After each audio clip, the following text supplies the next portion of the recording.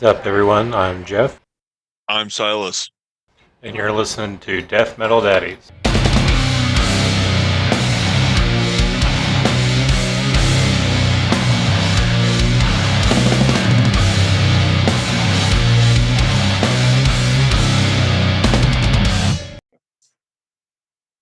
Recording in Recording progress. in progress. Welcome back to another week of Death Metal Daddies. I'm Jeff. Is I'm Silas. that Hang on, better? I want to do it like an anchor. Um, and I'm Silas Olson. There we go.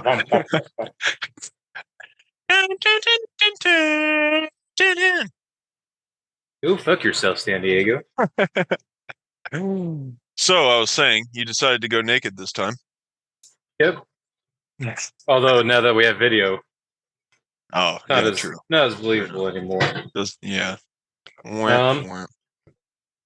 So actually, I tried to prepare this time, although I didn't send you anything to pre-prepare, kind of thing. But That's okay. I figure it's going to be an all-around hot seat for me because I did no preparation for the Acacia Strain portion, at least. I'm actually I in the middle of my list. I have my bottom four. My top two is figuring out everything in the middle. Because trying to Mm, figure out which one I want for three is going to be hard. But I have notes for all the new releases and also some other things I want to talk about. And I'm thinking for the other two topics, like the fatherhood stuff and the death metal stuff, I have a rough idea and we'll just kind of like free ball it kind of thing. So that's my thinking. Kind of have sweet some free ball. organic conversation, just stuff I like like that. it. I like it. So We're now doing it we're back. live. Fuck it. Okay. So yeah, now we're back with another week. How you been? What you been up to? What's new in your Oh, life? I've been pretty shitty. That's It's good. been pretty, yeah. It's my truck's been giving me fits, and so that's been a pretty stressful fucking ordeal. So, like, I had this giant desire to trade my car in back when I had my Elantra, just because I was so ready to get rid of that thing. I'm way too tall for it, so it was just I felt really claustrophobic anywhere I took it, and I wanted a truck for the longest time. Finally got a truck, and I got basically a fixer upper, pretty well intentionally. But man, now I'm definitely on the stressful end of that because, like, yeah, it's fun knowing that this truck's older. I could buy parts for cheap for it, and just do a lot of it myself if I look it up, especially on YouTube. I mean, shit, everything's on there, but as far as like having the time to do it, like Mm-hmm. that's the thing, man. It's like these jobs are like 4 hour jobs minimum because you have to take fucking every little thing apart, and Mm-hmm. it's just I'm like, oh shit. So I definitely didn't anticipate that aspect as much. So definitely, yeah, just kind of been it's overheating a lot, and so I'm trying to diagnose exactly what the issue is. I think it's leaking somewhere. I don't know, man. Yeah, it's a mess. So, just been dealing with that. What else? Let's see. Oh, went to go see Kenny Chesney last weekend. I saw. Um, I, I saw you represent yeah, too. I had to, man. I had to do it. Had to do it, and I got so many compliments on my shirt at that show. Believe Really? it or not. So Yes, those yes, who don't know, he wore his Cannibal Corpse T-shirt to Kenny Chesney. The yeah. what was the name of the album again? I can't. Violence It was Unimagined. the Violence Unimagined. Yeah, so it's that album cover basically. But yeah, dude, before like as we're walking into Arrowhead, some dude just comes up like beelines right towards me. He's like, "Hey, man, hey, I gotta say, props on the Cannibal Corpse shirt at a Kenny Chesney show." It's like, hell yeah, all right, sweet. And he like, yeah. So I mean, that was pretty funny. But yeah, the show was entertaining, man. I mean, it was a solid lineup. I don't know if for those that listen to country or dabble in it, but it was like Zach Brown Band, Mega Maroney, and Uncle Cracker. And so, I didn't really care much for his set or whatever, but Zach Brown has an undeniable voice on him, dude. That guy is like, yeah, I mean, the dude could just sing his ass off. It's crazy. But so they were really entertaining live, and their band's huge. They got like three people playing brass too, and I'm just like, damn. I was sitting there like trying to think of like the payout of that show. I don't know. I mean, greedy me, I guess. I'm just like, gosh, I bet this band's not making shit because there's like nine people in it. But no. No, I'm sure they're doing pretty well. But yeah, it was entertaining, man. It was a really cool show. Kenny Chesney, dude, that guy is like when he comes on stage, like he's I don't know, it just like it's in that moment when you realize why he's like pretty much legendary at this point in country. But Hmm. um I don't know. I'm not like a ginormous Kenny Chesney fan by any means, but he played enough to for me to recognize, what I hear on the radio and stuff like that. So it was pretty cool, man. It was a good show. It was freaking packed there too. It just whenever you look Yeah, around and just see how many people were there, I was like, whoa. But yeah, man, that's been my week. What you been up to? I gotcha. Not a lot new. We did get on so Friday and Saturday we drove back up to Jeff City for me to see my brother and Danny had some photo shoots. But on the way back we got some Nice. new ducks, bought some baby ducks. So, Oh, really? Like hmm, ducklings, like yep, little live ducks. ducklings. Yes, like live ducks. Wow. Named Murney and Bernie. The kids and Danny don't appreciate too much when I joke about just waiting for them to grow Killing up them? so I can eat them. Yeah, Yeah, I mean they make duck that's sauce exactly for a what I was reason, just but thinking about.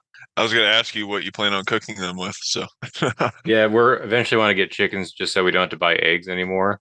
Um, Dude, yes. I literally said that this last week because I went to the store and it was fucking like almost $4 for a dozen, or it was like three something after tax. It's like, good grief, dude. That's obnoxious for a dozen of eggs.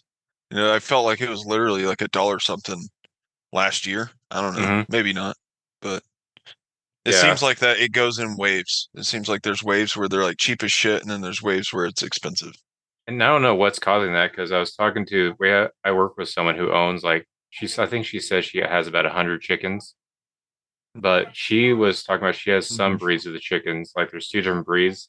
They literally lay at least one egg a day. So if you have all Oh those my God. chickens laying all those eggs, Holy there's no shit. you're not having a shortage, and they last longer when they're fresh like that. Like you don't refrigerate them, you can just leave them on the counter. They're Man, good could for you imagine that about a month, job? month and a half. But being the person who actually collects all the eggs, Yeah, egg collector. I guess you just walk around with a basket. Just beep, beep. I mean, shit, that's a lot of eggs, man. yeah, That'd be a pain in the ass. And yeah. some of them are got to be broken, so it's probably messy too. Yeah, and you also gotta clean them because they are filthy when they come out. I But bet. So, do you have chickens? Have you had chickens? not yet. We are starting off with ducks just so we kind of ease into it. Ducks are kind Okay, of like our trial run. We had to build our nice. own like brooder kit, so like kind of like an in between, like a nest and to where they, but before they can go out in the open. So it's just Okay, like it's kind of like a safer enclosure for them. yeah, and like a heat lamp and stuff like that, food for 'em and stuff like that. The place we went to didn't have actual brooder boxes, so I just got a rabbit cage, put some stuff in it for them, and a heat lamp. So until they're about, Nice. we're Hey, probably I gonna gotta keep check them in on the there. kid real quick. Uh, Sorry. Sorry, man. you're good. My Yeah, bad. it's yeah, just a something to keep them alive. Make sure our cat doesn't get to them until they get so big that we can actually get them out of the thing and they can fend for themselves. But Yeah, kids love them. that's awesome, dude. That's super exciting. I really want to get into more chickens. I don't know. I think ducks would be really fun though. I bet kids would love that. Yeah, the Are you kids gonna do love the like a ducks. pond for them or? There's a couple ponds on the property, but we also have like a kiddie Oh, pool, okay. and there's a Okay. couple rivets. So whenever it rains, like we already had them out in a puddle, let them kind of Nice. waddle around, swim a little bit. They seem the ducks loved it and the kids loved it, so that was cool. That's Um, awesome. other than that, went back to finally went back to work yesterday and today, so getting back into the rhythm of that. Um, Did that suck? a little, uh, it's You kind were of off for a while, man. yeah, about 3 months. Damn. And it's getting back into both the I could see works the hair that works growth mindset. change. Oh yeah, I had to get my hair cut. I had to shave. Started working out in the morning again. So yeah, waking up Nice. at 4:30 in the morning every morning now again. Holy So shit, that's crazy. So now, do yeah, you have a long drive with where you're at, or? yeah, it's about the same as when I was in Jeff. It's about an hour and a half drive, but I drove to Bucky's this morning for gas. And that's one thing I love about down here. Gas is cheap. Gas was only 2.78 at Bucky's. Damn. That's awesome. Hell yeah. It was in the morning. What would I have gotten you? You want Bucky Nuggets? Okay. How is Bucky's? What's the hype about? Um, I've never been to one. it's very big and just about anything you could want is there. Like they have like any type of gas station food, like regular, like any kind of candy you'd want to think would be at a gas station there, jerky. They even make their own beef jerky. They make their own fudge. Hmm. They actually like cook brisket and cut it up right in the middle and make burritos and sandwiches and stuff like barbecue stuff. Almost like so kind of combine like Badass. a regular like giant gas station with like kind of like a Walmart's not deli but that hot food section where they make hot Okay. food and put it in a thing you can grab it, go pay for it. They also make their own seasoned nuts. And then they have like an That's actual pretty like sweet. Bucky's like Walmart almost section, like home Oh, decor like and a stuff. huge store spot. hmm Yeah, they're like Nice. actual like home decorations and stuff. So it's huge and it's open 24 hours. Wow, that is cool. Is there any hmm buckheads in there? Wait a minute, what? Like buckheads? Like, do they have deer mounts? Oh, probably. I would not be surprised. They have literally just about everything. Really? That's pretty Yeah, sweet. they Sorry, I'm have getting all hype about deer season. they do have some hunt like not technically hunting stuff. But they have like lamps made of antlers and stuff, and like home Hmm, decor for like antlers and stuff. And they also nice. have like a beer tap with a antler where you can install at your own home bar if you want. Sweet. Oh Yeah. yeah. Other than that, nothing real new. I'll have to check one out. I usually love going to Quick Trips just I because like I think they're, I don't know, are they nationwide or is that like a Missouri thing? I don't know. I like Quick Trip and I like Casey's. I feel like they're both kind of on par with Yeah, their specialty things. Although I do like Quick right. Trip, and that's literally they want you in and out. Like they will, one person will check out two people at the same time. I kind of like that. They are like the fastest at checking out, I'd say, that hmm I've ever experienced as far as the gas station goes. I love the taquitos that they got. hmm Oh man, dude, Quick Trip taquitos are bomb. Like no other gas station compares to those. And like Casey's, like yeah, their food selection's not bad, but like they don't have any taquitos. Yeah, they have pizza. They have their special Yeah, true. pizza, especially the breakfast Yeah. pizza if you can get it. Yeah, true. Breakfast pizza is pretty good.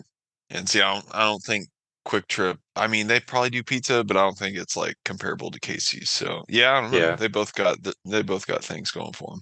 yeah, they have their own little niche. Hmm. Yeah. Other than that, I don't have anything new that I can think of off the top of my head. We Um, need gas stations that just hire bands to play throughout the day. That way you can pull in, see who's playing, listen to some live music while you're pumping gas. Wouldn't that be badass? But then it could be just anybody. Like you could be walking in and there's some guy who is just, I'm bringing back dubstep and he's just playing Yeah. beep boop, beep boop. But But dude, that would bring like people could gather around, stop for that much longer, that which would they would be more inclined to buy stuff the longer they're there. I mean, Or it could total be, business opportunity. I can also see it's going to be old people who ruin it. They get in there, get pissy, start Yeah. yelling. I couldn't even hear what he was saying. He was just screaming the whole All I want is my gas and my cigarettes. time.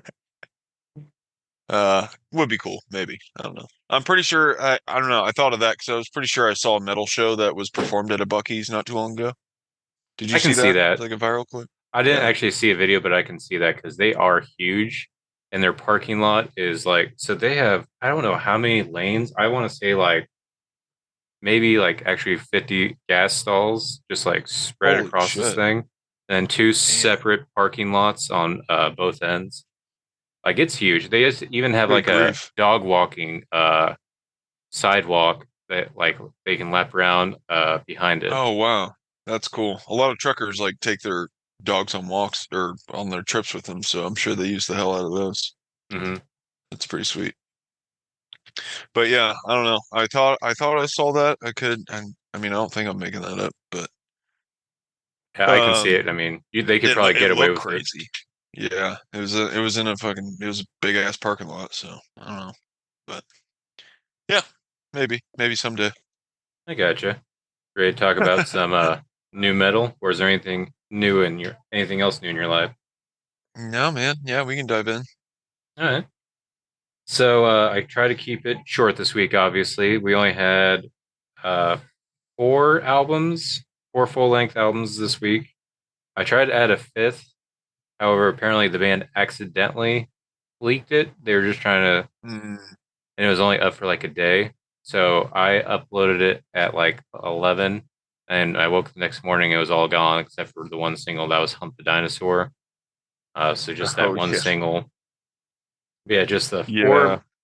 four albums.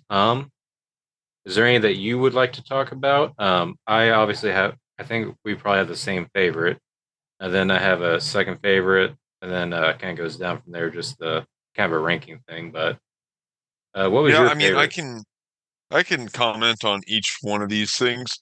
I think uh I spent probably the least amount of time on this playlist than I have at any other playlist. Not really intentionally, but I just didn't have a good opportunity to really delve into it and spend a lot of time on it. So I kind of, skimmed through each one. Hunt the Dinosaur, I was excited to hear the album, but I heard that song Tank and I was just like, I don't know. I mean, that dude really caught my attention when they first came around just because that initial single is so ridiculous on the vocal realm, what he's doing. But for those reasons I thought it was super badass. But this song I just like, it was very meh. I wasn't really it didn't really catch my attention too much. All right. Sorry, kitty needed in. But Xasther, I really wanted to listen to this. I think I'm gonna go back and listen to this more. You had his new release on there, or I say his, I get Xasther's new release, which is called um Disharmonic variations. yes, and I I thought it was interesting that he did the red, white, and blue. Hmm. Um, but I really like it. Almost seems like he's taking kind of like a political sort of just I don't know, turn on his music where it's like used to be black metal, like I thought depressing kind of black metal. I didn't listen to this though. So like I'm totally I didn't listen to it. I wanted to, but I didn't have the time to get into it and I felt, give it the time that it really deserves because this is like very sounds like it's super slow starting songs like that very kind of dramatic kind of style black metal that I'm used to hearing this guy do. I gotcha. So I listened to this almost a full two times. I listened to it all the way through at least once. I listened to a couple songs a couple times. So I was also very excited for this album.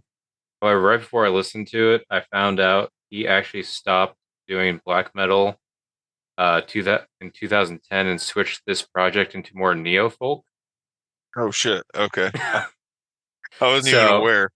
Well, neither was I. So I was like, okay. Third went into this album with kind of like low expectations. Like, let me at least see what it's about.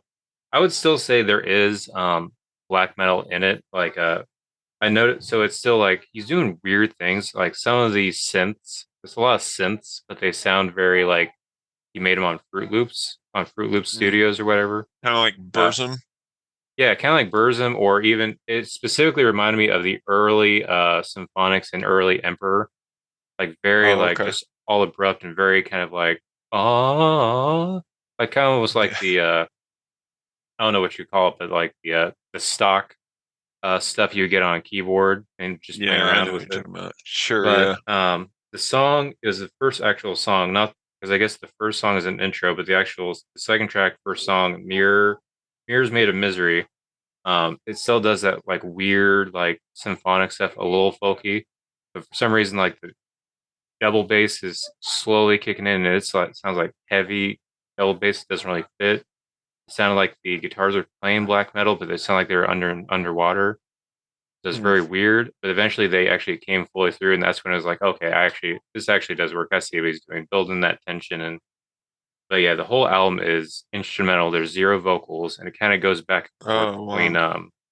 like a symphonic folk and black metal. It kind of goes a little bit into both. I would say the Interesting. two songs that stuck out to me were "Mirrors Made of Misery" and "As You Point into Guilty Mirrors." For some reason, this album has a lot to do with mirrors. Now I don't know why. Yeah. I was I mean, I love the titles of these songs. I think that that's what really catches my attention too. Not even just the cover, but like I don't know, Your Existence Is Not Enough. I just like, I mean, Counterfeit Pennies, I don't know. and I do think Yeah, it's interesting. Sounds interesting. I do think since it is instrumental, having those titles kind of helps you kind of does at least help illustrate what he's doing a little bit more. And I do feel like because you probably watched the same documentary I did, the One Man Metal Band. That's how I was Yeah. introduced from this guy. So I can tell that I think he's going through some paranoia things because it looks like there's a lot of self-loathing because everything has there's a lot of mirrors and hatred kind of stuff tied with it. And then Mm. the counterfeit pennies made me think more of a paranoia thing. Like, yeah, like literally there's no words to the song, but I can understand what you're saying with counterfeit pennies. But Yeah, with right. that, it does make me think of like a little bit of paranoia kind of thing. So, Interesting. Yeah, yeah. so that's Disaster. Next up you had Vulvodynia. What do you think of this new album? I didn't. The first two songs were good.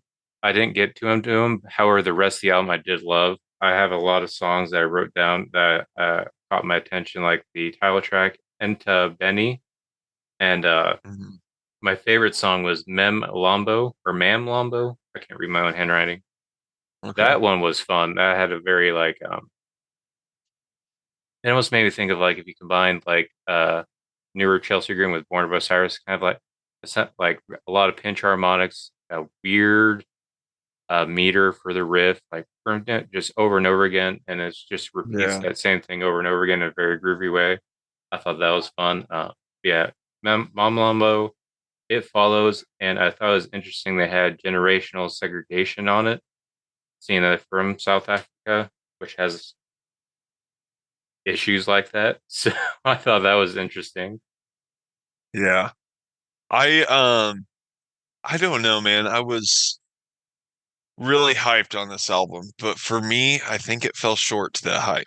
I Really. just yeah, I've Vulvodynia really caught my attention with Mob Justice. I fell in love with that album. And then even with I think the follow-up to that was Praemontius Hmm. Infinity and I loved that album.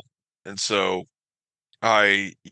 this going into this, I thought it was going to just keep getting better and better, but this, it kind of fell short, man. It just there's not as many memorable riffs to me as memorable songs, even in Hmm. general. Like I just felt like they kind of lacked like the catchy hooks like they got in Mob Justice. Like I don't know, dude. I don't know what it is, but like Mob Justice to me just I feel like the songs are a lot more. Um, well-rounded than these ones were. These just it almost seemed like a lot of this album was filler, that whole I kind gotcha. of idea that I feel like some bands get caught up with, but like my favorite songs, I think the best songs are the singles that they released. Hmm. It was hard for me to even get to the second half of it, but like It Follows, that song's not bad. I like the Signs of the Swarm feature on there. Is a Wana or something. But even the song in general is just not, I don't know. It's not crazy memorable right now. But I also felt like the vocals, like, yeah, the dude's doing a pretty good job of that style and everything. I don't have a problem with it. But in this album, I felt like they're a lot more in your face in the forefront than they ever have been with Vulvodynia. They've always Hmm. been really loud, but I almost felt like at times it was like fucking just too much. I was like, I want to hear more kind of that what the instruments are doing. And Yeah. it's just his screams, there's something about his screams, it's like it just masks a lot of like the distortion and I think like other parts of the instruments that just I don't know, just sounds like too much at times to me. But maybe I'm just being a bitch. So I don't know. I might come back around to this one. Who I knows? We'll will see what happens. I will say that the first song of it, I did get the vibes of because the first two singles they came out with, it's like these vocals like, oh yeah, this the new vocalist is pretty good, whatever. But for some reason that first track, listening to it made me think like this sounds like the vocals are like MySpace deathcore era type. It's very kind of like what they used to do in those the highs back then. Very raw Hmm. and in the forefront to where this is the main thing we focus on kind of thing.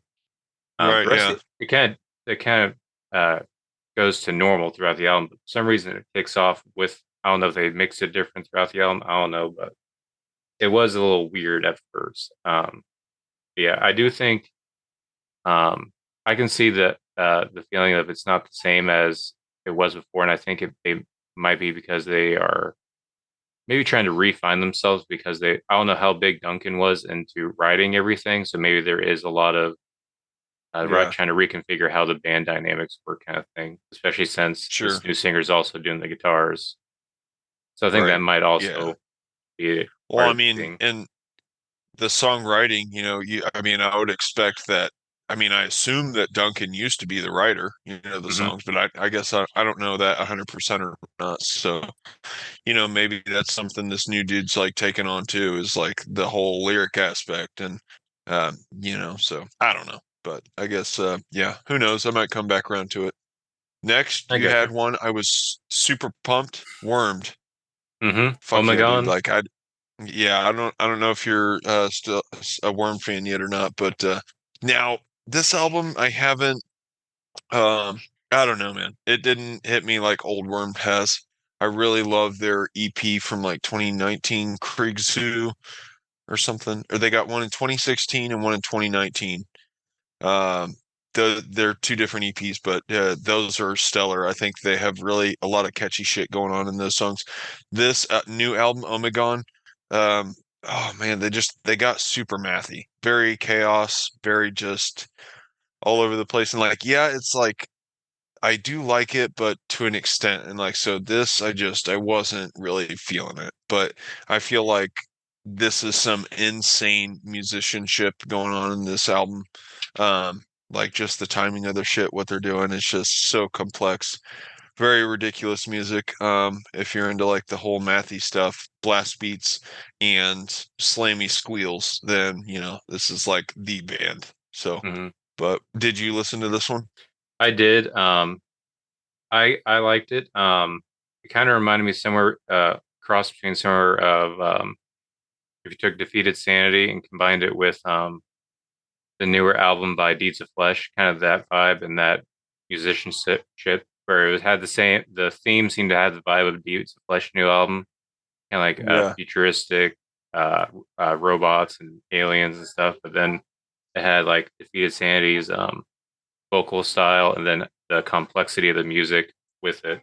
So I enjoyed it. I'd say for me the top tracks were title track Omegon, Proto God, which I'm pretty sure was one of their singles they released, and then Yeah. Virtual Teratogenesis.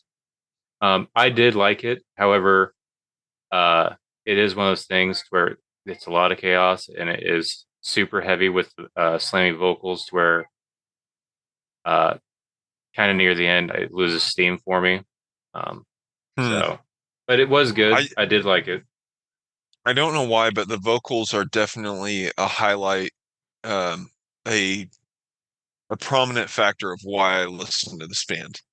I don't know what it is about that. Like, I like how he does not get away from the. Yeah, It's I just think like I don't know what it is about that tone, but how that dude does it, man, it's just so interesting to me. And I think that might be the issue of why I have a hard time listening to it for a whole album is because that style of vocals with that style of musicianship, it takes a lot out of the listener. I feel like you can only have Really. that extreme of vocals, then that complex and extreme of music for so long Yeah. before you're like, okay, I need, Need a break. Well, and I like would, one thing I hated is you can hear these breaks in the songs where he does or I guess I'm contradicting what I just said. He stops doing the squealy vocals and he kicks into this vocal, this like speech thing. And so you just, and so you hear this like voice going on in the background, but you cannot hear a fucking word that he's saying because the music's so loud. Because Hmm. like the music doesn't really stop. The drummer's just kind of nuts and he just carries these weird progressions and shit. And so they'll sit there and like do a blast and just kind of break off into this spoken word sort of deal. But it's like it irks me because I want to hear what he's saying, but I don't think it's English. I think this is actually a foreign band, so I probably wouldn't even understand it anyways. But I think that spoken word definitely needs to be louder in the mix because it Hmm. it just doesn't make sense to me to not be able to hear what's being said. I don't It's know. kind of like a reverse Vulvodynia to where their vocals are like forefront of the mix, and this is Yes. more in Yeah. mid I or in mean, the back. yeah, except for the squeals. I think the squeals are a pretty appropriate level for Slam. They remind me of like a Dis and Tomb level where he sits. He's Hmm. I think they're kind of in that same era around or Defeated Sanity. I think they're pretty close to them too. But like yeah, it's just that spoken word. I don't know. I think that should definitely be more prominent, but I don't know. That's just me going off on it. I probably need to come back around to this one, but yeah, Proto God Dude, that song does kick ass Hmm. for sure. I definitely am a fan of that one. You had some singles up here next, and I listened to the first two, wasn't impressed. Did you check those out, or did you like those? Um, I was excited because one of them had, I don't remember the band's name and I didn't write it down. I don't have it pulled up. It's the one who has like, it has like 10 guest features and I didn't realize it at Yeah. first. I Yeah, this literally is only added it because it said Guttural Slug was featured, and it's like, I love Guttural Slug. And the last time I had a song in here featuring them, it was great. But this one was, I did not care at all about. There was, especially, did you listen to the song? yes, I did. The It's just halfway, kind of weird. the halfway Oh, point where the guest vocalist is essentially just, he's not like metal screaming. It sounds like a pissed off teenager just yelling at something. Like I it's like don't even think hardcore I made it vocals. that far, but okay. Yeah, Yeah, I it's was just looking and that guest list is too long to even list off. So yeah, I to want to me, it say looks like it's it's just a bunch of fucking friends doing a track. I don't know. yeah, I don't recognize any of the bands except for Guttural Slug. Sansera sounds familiar, but I'm not too sure. And it's yeah, it's a I think Archon.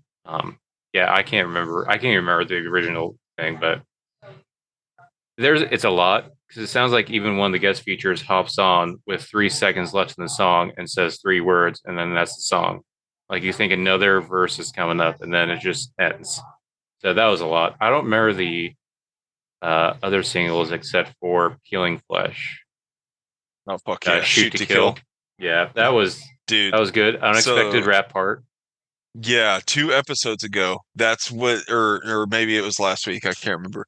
But I was talking about a Peeling Flesh song where the rapper kind of kicks in, or right before the breakdown, they like get the rap uh clip going, or I don't know. Is he rapping and then is he kicking into his slam vocals, or is this um what do you call it? Why do I always A forget the sample. title? A sample. Yes, good I grief. think I I always can't forget the tell. title of this. It could be either way because I watched some live videos and he kind of has that. He kind of carries himself with that swagger of someone who wants to rap or could rap, Okay. but Oh yeah. also enjoys slam and death metal. This song, dude, I think this song is so good. I love that whole, if it's a sample or not, I think they played at the perfect time, right before the breakdown, and then the breakdown kicks in and it flows with the breakdown even, and then Hmm. they stop the sample and then he kicks into slam vokes and it's just perfect timing. It just fucking, oh, dude, this song I fucking love. It gets me so hyped for this Peeling Flesh album. I'm so pumped for this band. And I feel like there's a lot of people that are just like, I don't get the Peeling Flesh hype. I don't get the Peeling Flesh hype. But I think that it's not, I don't know. I think they're really good at being different right now. Hmm. And, we're seeing something we haven't seen, which is like the whole gangster thematics in Slam. But to me, it makes such great sense because I've always thought that Slam is so closely related to hip hop. It's crazy. Hmm. You can literally like dance to to hip hop the way you can slam. It's just I don't know. It's just I don't really know how to explain it, but yeah, dude. What do you think of this song? Sorry. That was so because I added new batches. I was gonna text you. I didn't know if you were gonna have time to listen to them. I had some new singles today, but this batch of singles, this was the only single I cared about. All the others Yeah. were. I don't remember who was the other. What was the other single I added? Do you have So it this off the top other of your head? one, yeah, it's right here. Oh, it's with Blood Comes Cleansing. Oh And no, then that's the. Oh yeah, that is it. Yeah, yeah, yeah. the Flayed. Yeah, I added that Interesting. solely I didn't even because recognize that. yeah, I listened to it. It was okay, but it kind of had some Oh, cringy and this lyrics that kind of features, popped through. yeah, that's kind of what I was thinking. I was kind of turned off by that as well. And this, I don't know. I didn't recognize that even being with Blood Comes Cleansing. I guess I didn't pay attention before. But damn, I haven't heard of that band in years, man. I didn't even Yeah, know they were that's what still I doing was. shit. I was a little excited, but as soon as they came on, because I remember thinking like, "Oh, this is like the heaviest Christian band I could find," kind of thing. And then Yeah. what like What was that album, 18 years later, Golgotha? yeah. Yeah, dude, that album kicked ass. I did like that album a lot. hmm Then this one is But kind of like it just kind of sounds like regular, somewhere between metalcore and deathcore. It I didn't thought really, the production kind of sounded shitty, to be yeah, honest. I thought it sounded like really, I don't know. It just didn't sound that great to me, but yeah, I don't know. yeah. I could obviously I couldn't even remember. I couldn't remember what song I added on the thing, but yeah, Shoot to Kill was the only one that I actually was like, okay, I like this. Healing Flesh Strikes Again. Um, Yep. so that one has me Yeah, excited. dude. And then Um, I found out I did a dive on their playlist or their track list for this album, and the song that I sent you of that clip, the little mini clip when they first started promoting this album, the G Code, mhm. is it features Alex Arian and the other dude from Despised Icons. So I'm so pumped for that one. I was like, hell yes. I know you're probably not going to like it, but I love seeing this Despised Icon um, getting sucked into the slam world, dude. Because like they weren't ever really slam. I mean, they were definitely pioneers in deathcore, but I think they're a great crossover band. I mean, I don't know. I've always been a big Despised Icon fan, but I know you're kind of different, which it's I don't know. It's still so surprising to me.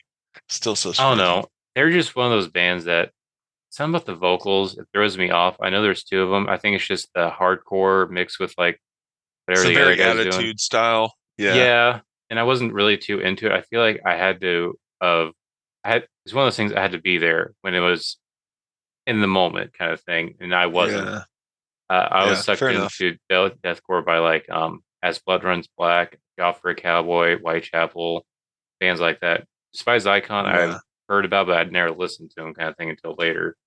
By that They're like time, the the moment already one passed. they're like the one band with that does the attitude kind of style based vocal that I actually listen to and enjoy. Like I don't really typically enjoy that style by any means. It definitely annoys the shit out of me, but I don't know. I think they do it really well, man. Or I'm really fond of his tone that he's got going on. So, and then the other guy's just strictly like squeals. That's all. That's like the only he doesn't do anything else but that. But I don't know. They're an interesting duo. It's cool that Yeah. they got two vocalists. So up next is the last album, which was the recommendation from your buddy Sean. Yeah. Because he originally sent me the single. I forget which one it was for this album. What do you think of Black Hole Deity's new album, Profane Geometry? Um, Pretty cool. I like their sound a lot. I did not get a chance to deep dive this, but I really like that. I thought the intro was really cool, and then into Blast Pit, which is the first song. Um, Now I got to track number two, and it kind of seemed like they're doing similar elements as the first song. So I don't know. I worried that I would get kind of bored with it, but um, again, I didn't have a lot of time to listen today, so I didn't even get to listen to as much as I wanted to. But I really love the sound of this band, so I'm probably gonna dive this one day at least. But I gotcha. did you check Um, it out? yeah, I did. I did kind of get bored with it. So it was just kind of on the background. I didn't really start getting back into it, like get interested again until the end of the song Cybernetic Inferno, which led into the last song Demons Beneath. Hmm. That something about that, the switch up because they do almost like the what Knocked Loose did with Counting Worms, the uh striking the strings above the nut on the guitar, that ding Oh, ding okay. ding ding thing, and it leads into almost like a kind of like a hip hop beat on the drums, which leads into the next song. But those hip hop drums slowly start speeding up where it's no longer hip hop. It's turns to metal and it slowly picks up into the actual Black Hole Deity song or style that was on the whole album. So Sweet. I thought that was really cool and that got me interested in the rest of that song. But the other 8 songs in the album, I kind of got bored with.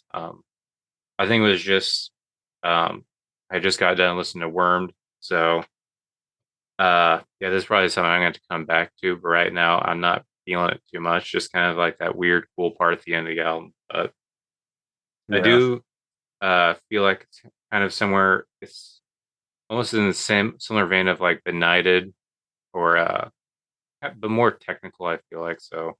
Yeah, It they're is something I definitely feel like. techy. I noticed Mhm. that they got some super tech aspects, and I think Sean recommend so like Sean's listen. I think they're always going to be like drummer bass and like it's sorry, my house is chaos right now if you can hear what's going on, but um this band, dude, like the drummer is a highlight for me. I love listening to this just for the drumming. That's one thing that I noticed on my way home is I was playing this one in like it's just it's insane drumming, dude.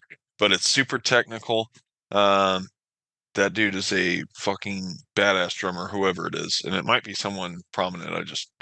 I don't know off the top of my head, but yeah, I gotcha. that's one thing I noticed listening to him. Were you Next you had able? Niles' new song. No, I did not. I did not get to listen to this one yet. Is it Um, pretty badass?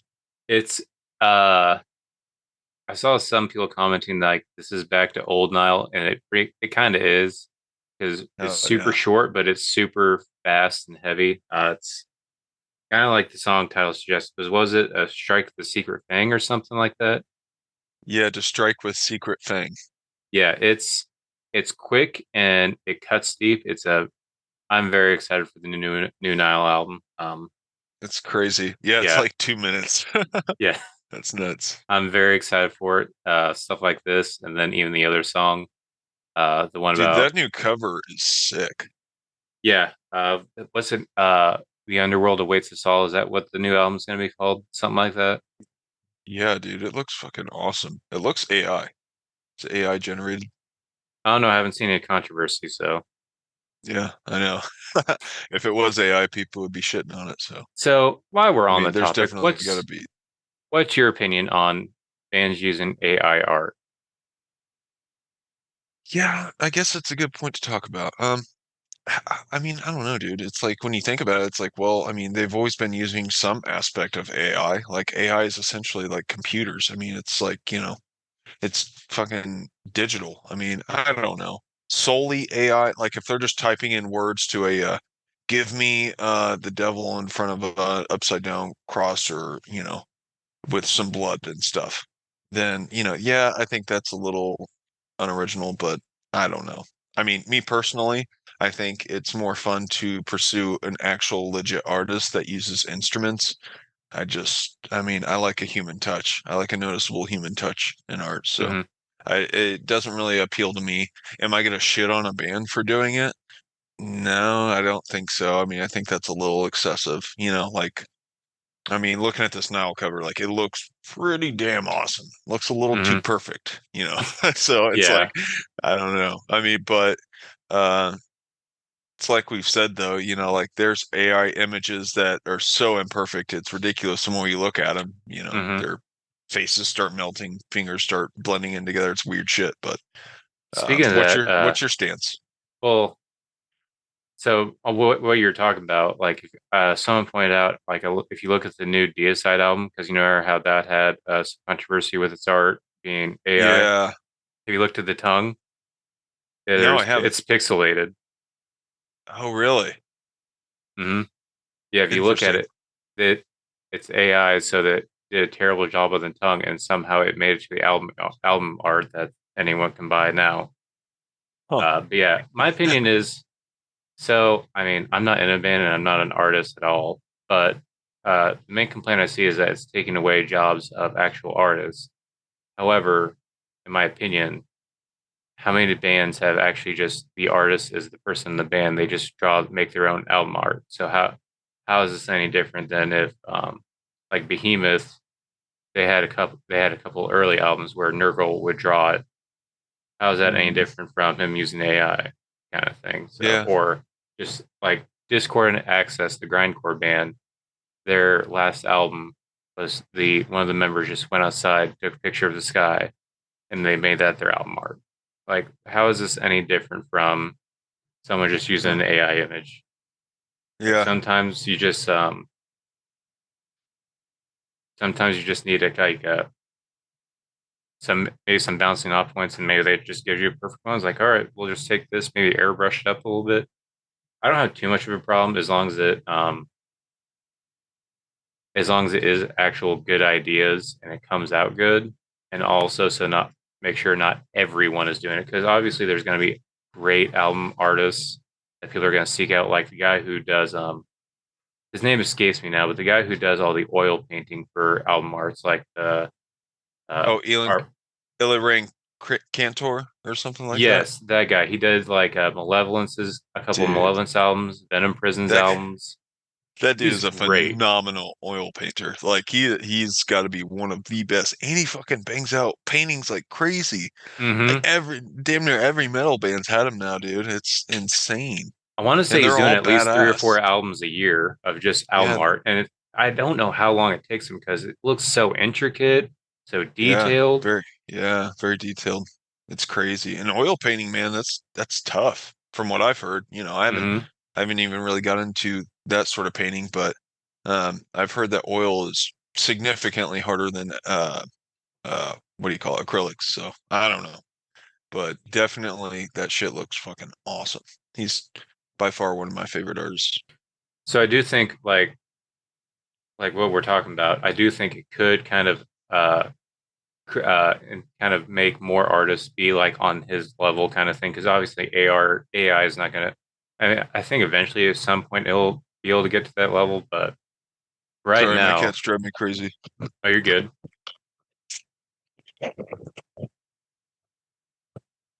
Sorry, second You're time this good. podcast has been interrupted by pussy. But Nah. yeah, my Or opinion, I third. think No, I'm just kidding. I do think it'll make more people get. It can't. I wouldn't say separate the strong from the weak, but at least make more people. There'll be more standouts on the amazing artists where we won't get shitty art, and then also hopefully people will get called up for bad AI art. Like I do think DSI should maybe get called out. I don't know about Pestilence. I haven't seen the album art that they're being called out for. I don't know, man. As Like long as it's not lazy. I tried to listen to Pestilence and back when we did the Tech Death Big Four, they were a band that was brought up and or maybe I was Googling like death metal Big Four. I can't remember, but I know they were brought up and they were, yeah, sucked into that controversy because they had an album AI thing. And but like I don't even really know why that band got popular, to be honest. Sorry if there's any Pestilence fans out there, but I did not get the sound at all. Maybe it was just a wave of that generation, but yeah, I don't know. I don't know why people get so sucked into that. You know, like, oh, this was generated by AI. Fuck you. Fuck this band. This sucks. You know, it's like, I don't know. I mean, who really gives a shit, you know, to be honest. Mhm. But yeah, I mean, I think if the art sucks, then yeah, it's just going to bleed through anyway. So it's like, um, I don't really see a lot of bands hopping on the AI train. Looks like a couple of bands have done the AI videos. and it's like a couple of bands did the AI art, but it's like I don't really see it sticking around. It doesn't seem like it's a wave that's going to stay, or it seems like a wave. It seems like very phase, you know. So I Hmm. don't know. Yeah. I do feel like it should be more appropriate though for like starting bands to be able to use AI art instead of a major band Yeah, for yeah. I mean, obvious there's some reasons. bands where I'm just like, yeah, you guys probably should have went AI. I mean, especially you get into some of like the starter slam bands and shit. It's like those album covers, like, well, you could tell like they drew it in paint or something. I do think though that sometimes that is the charm of slam. Like it's supposed to Yeah, be just. shit. Mhm. Um, there Yeah, was two other singles though. And it was from Escula Grand. Have you or Escula Grind? I think Quaila that's how you Grind. say it. Yeah, I love that name. But no, I didn't get to check them. I don't even think I've listened to that band yet. They're odd. I don't understand. So it's kind of somewhere between death metal. Like they had a couple EPs. One was called Power Violence. The other was called Grindcore.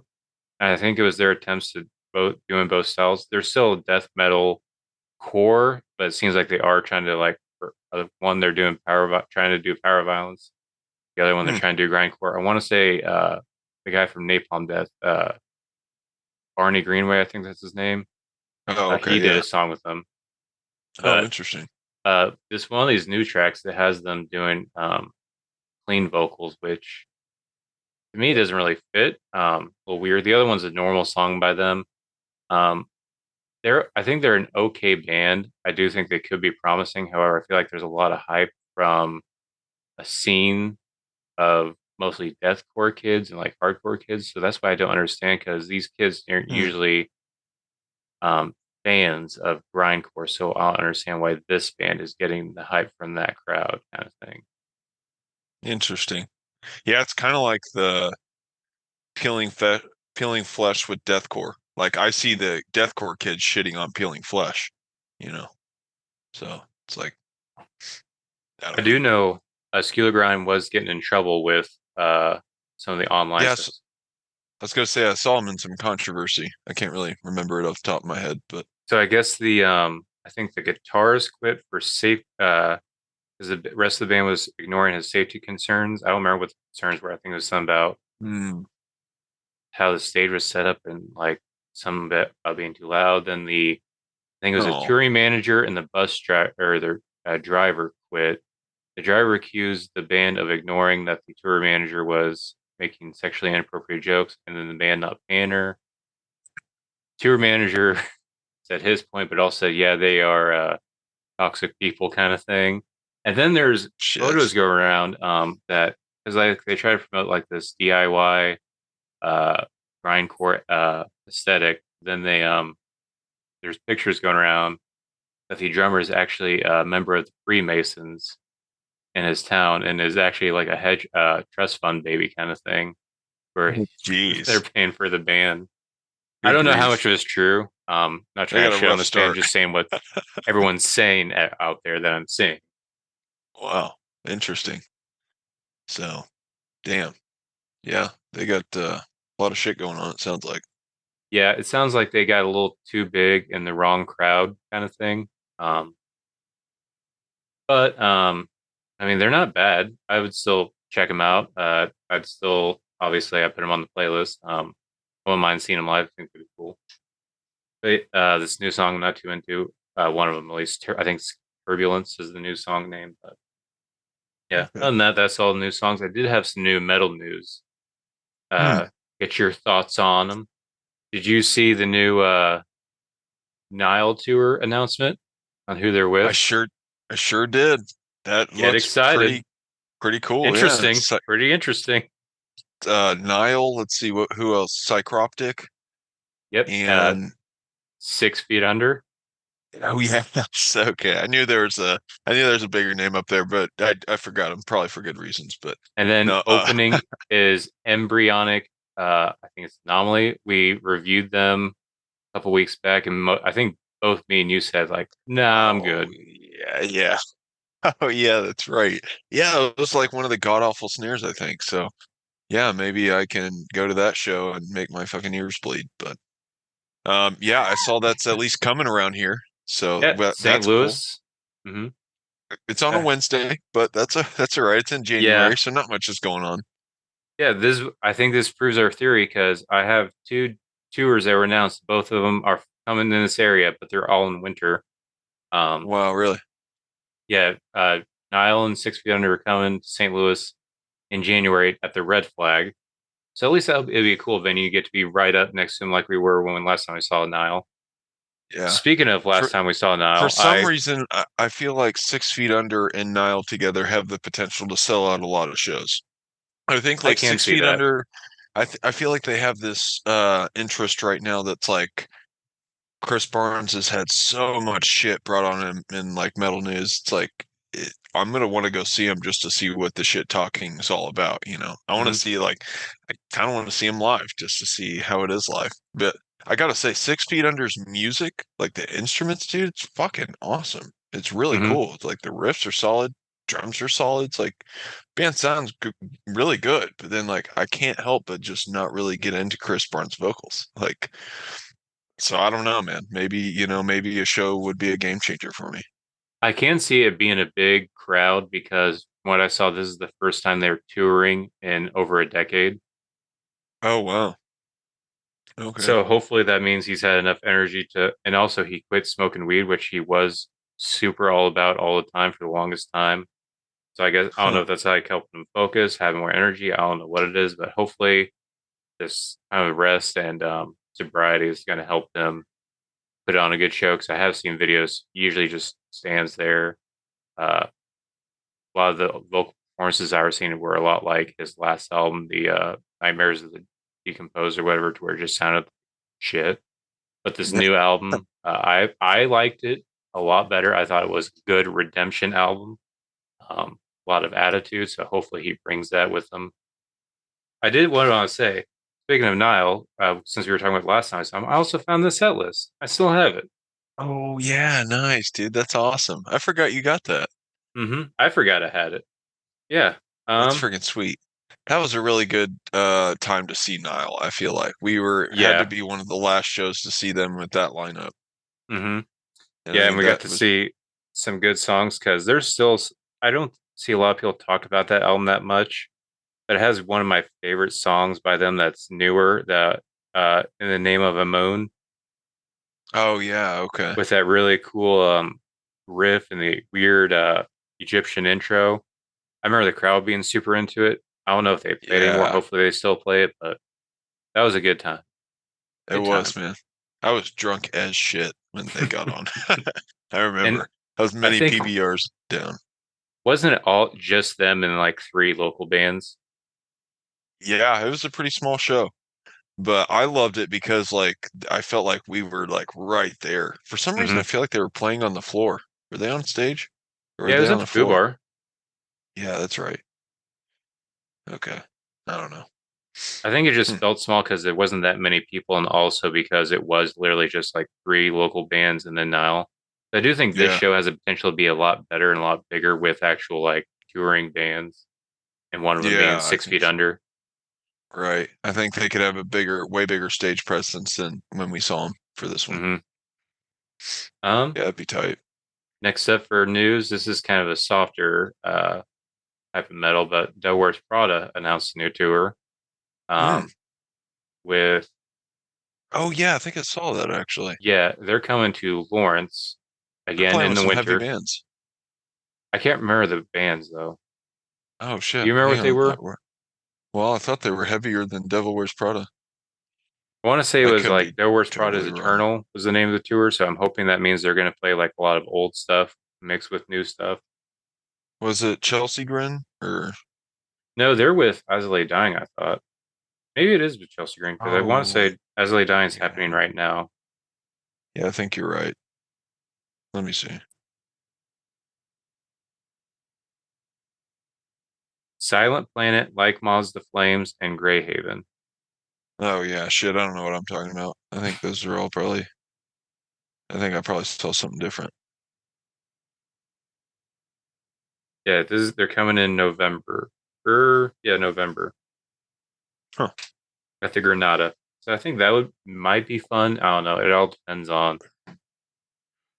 I don't want to look up a set list. I used to do that all the time. But at the same time, I want to be a surprise. At the same time, I want to Yeah. go if they're going to play songs I don't care about.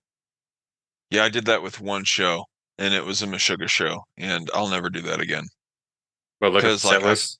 yeah, it like it was cool because like I'm pretty sure I met this random dude at Meshuggah and like I looked over to him and I was just like, they're gonna play Stanga. Stanga's up next. And he was like, huh? And then they just kicked into it. I was like, and he was just like, cool. But he like seemed so pissed off that like I knew about it and like ruined it for him, spoiled it. Stole So I his was like, thunder. yeah. And I don't know, man. Like after that show, I was like, yeah, it was cool knowing it, but it was just like I think I left early because they ended with New Millennium Cyanide Christ. And at the time, I didn't like that song. I love that song now. Disclaimer, huge disclaimer. I fucking love that song. But so yeah, I bailed early and I was pissed at myself for doing that. And it's just like, I don't know. I don't think I'm ever going to look up a set list again. I Yeah, love the shock factor of knowing like when a hit kicks on that I love. I'm just like, oh yeah. I think I'll only do it anymore when I'm on the fence. Like I remember I was on the way to a show. I was like, you know what? Let me at least see what they're gonna play. And I looked it up and I left. And that was gonna be uh surprisingly, since we're doing a set thing for them, Architects and Acacia Strain. Ooh, that I would be looked at cool. I looked at their set list and I saw that at the time I didn't like the song, but I saw Acacia Strain was opening with Observer, and I was like, nope, turn around. Really? Yeah, and I just looked at Architects, and because really I only like two albums by Architects, and they weren't playing any of the songs. Like, I'm not going to this. I turned around and went back home. You But were it on your did, way to it? yeah. I want to say I was the Kingdom City. Oh shit. Okay. Wow. At least I hadn't bought my ticket, but I did look at some Yeah, videos. It true. did look like I was wrong about Observe because I do love Observer now, but Well, I and that's watched the some thing videos. about like this. That's the thing about the set list is like I feel like the bands could change their mind at any time. I I think they did play it, but what they did is so the annoying thing about Observer is like that long part before you hear anything. They kind of skipped that to where they just slowly built up that riff and then kicked Mm. into where they just only played the first part of Observer and played their set. And they ended with the rest of Observer, I think, is how they did it. Oh, okay. And I think Coma Witch had just came out, so I hadn't liked all the songs just yet. I still had a bitter taste in my mouth from Death is the Only Immortal, kind of like how Death Lorate kind of left that bad taste in all of our mouths with $5 Murder. So I was still on the fence kind of thing. Hmm. Yeah, man, that band's killer live. I remember that set list that I looked up. It was I think they were playing with High on Fire too, and I was never really been a huge High on Fire fan, but I looked up the songs that High on Fire played. And, I knew a couple hits in there, but it made me not pay attention to the show as much because I was like, oh, I know what's coming on. Like that set list, I will say, was pretty fucking spot on accurate. Like they played every single song that was on that one. So I don't know. I don't really think I don't know. Maybe some people like it. But I gotcha.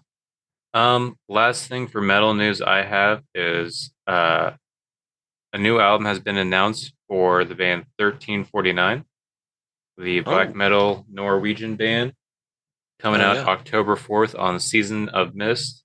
The new album is going to be called The Wolf and the King. So that sounds pretty cool.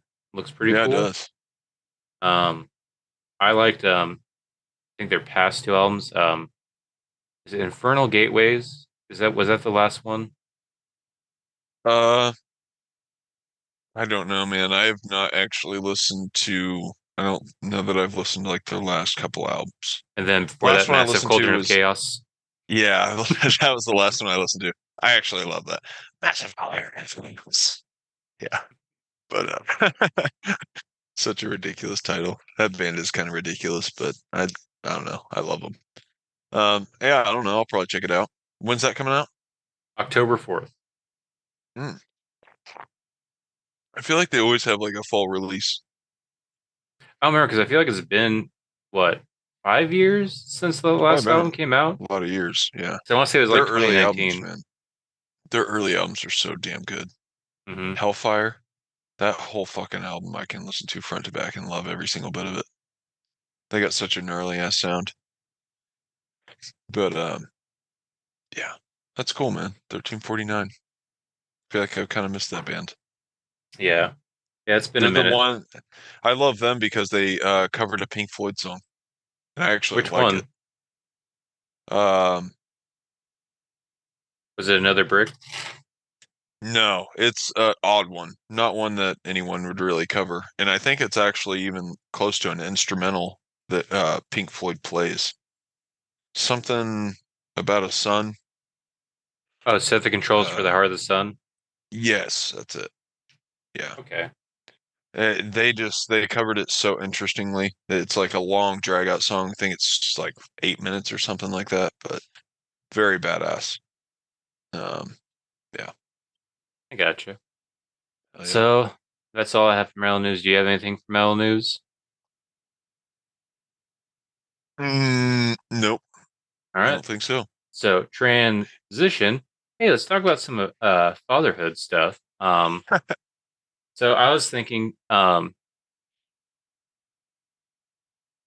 it's one of those weird things where you like I feel like in your teens and your adulthood, they're like you think, man, how do people watch these kids movies? But now that you're a father, you're kind of forced to watch them, and there's actually some that you enjoy.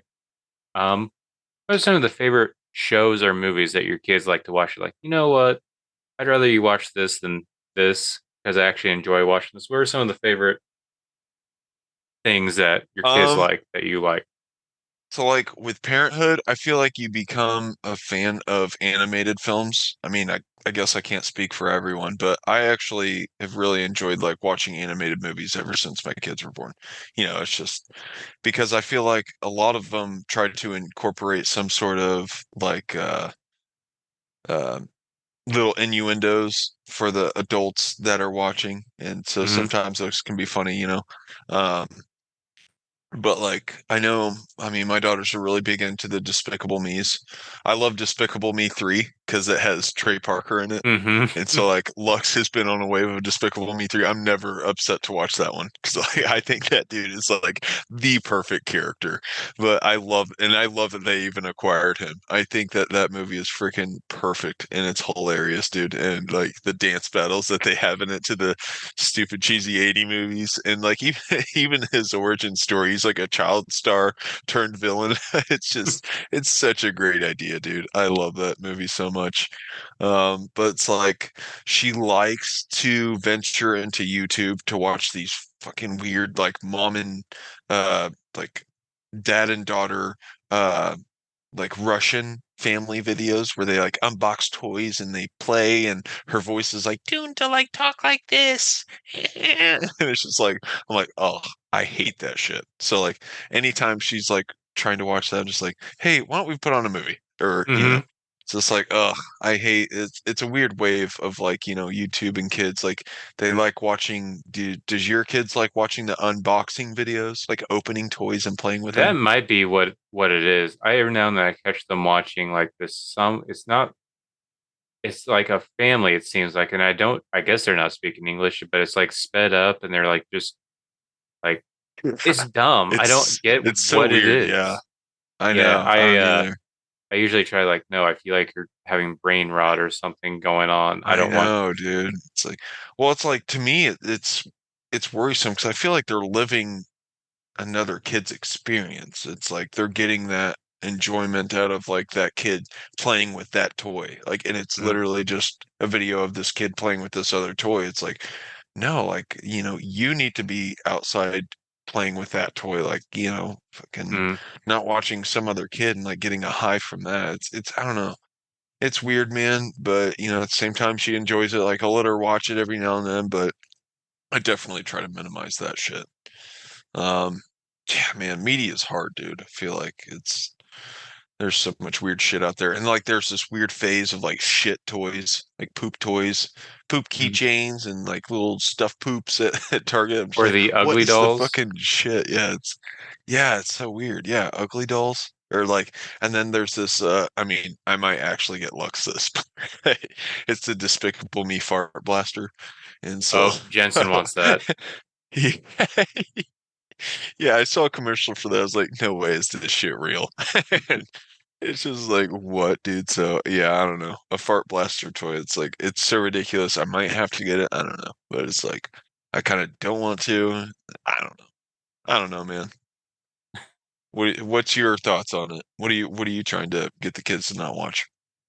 There's one thing that so like there's that one weird thing where it's like a sped up family, like they're just playing. I don't get what's going on and what the entertainment is with that.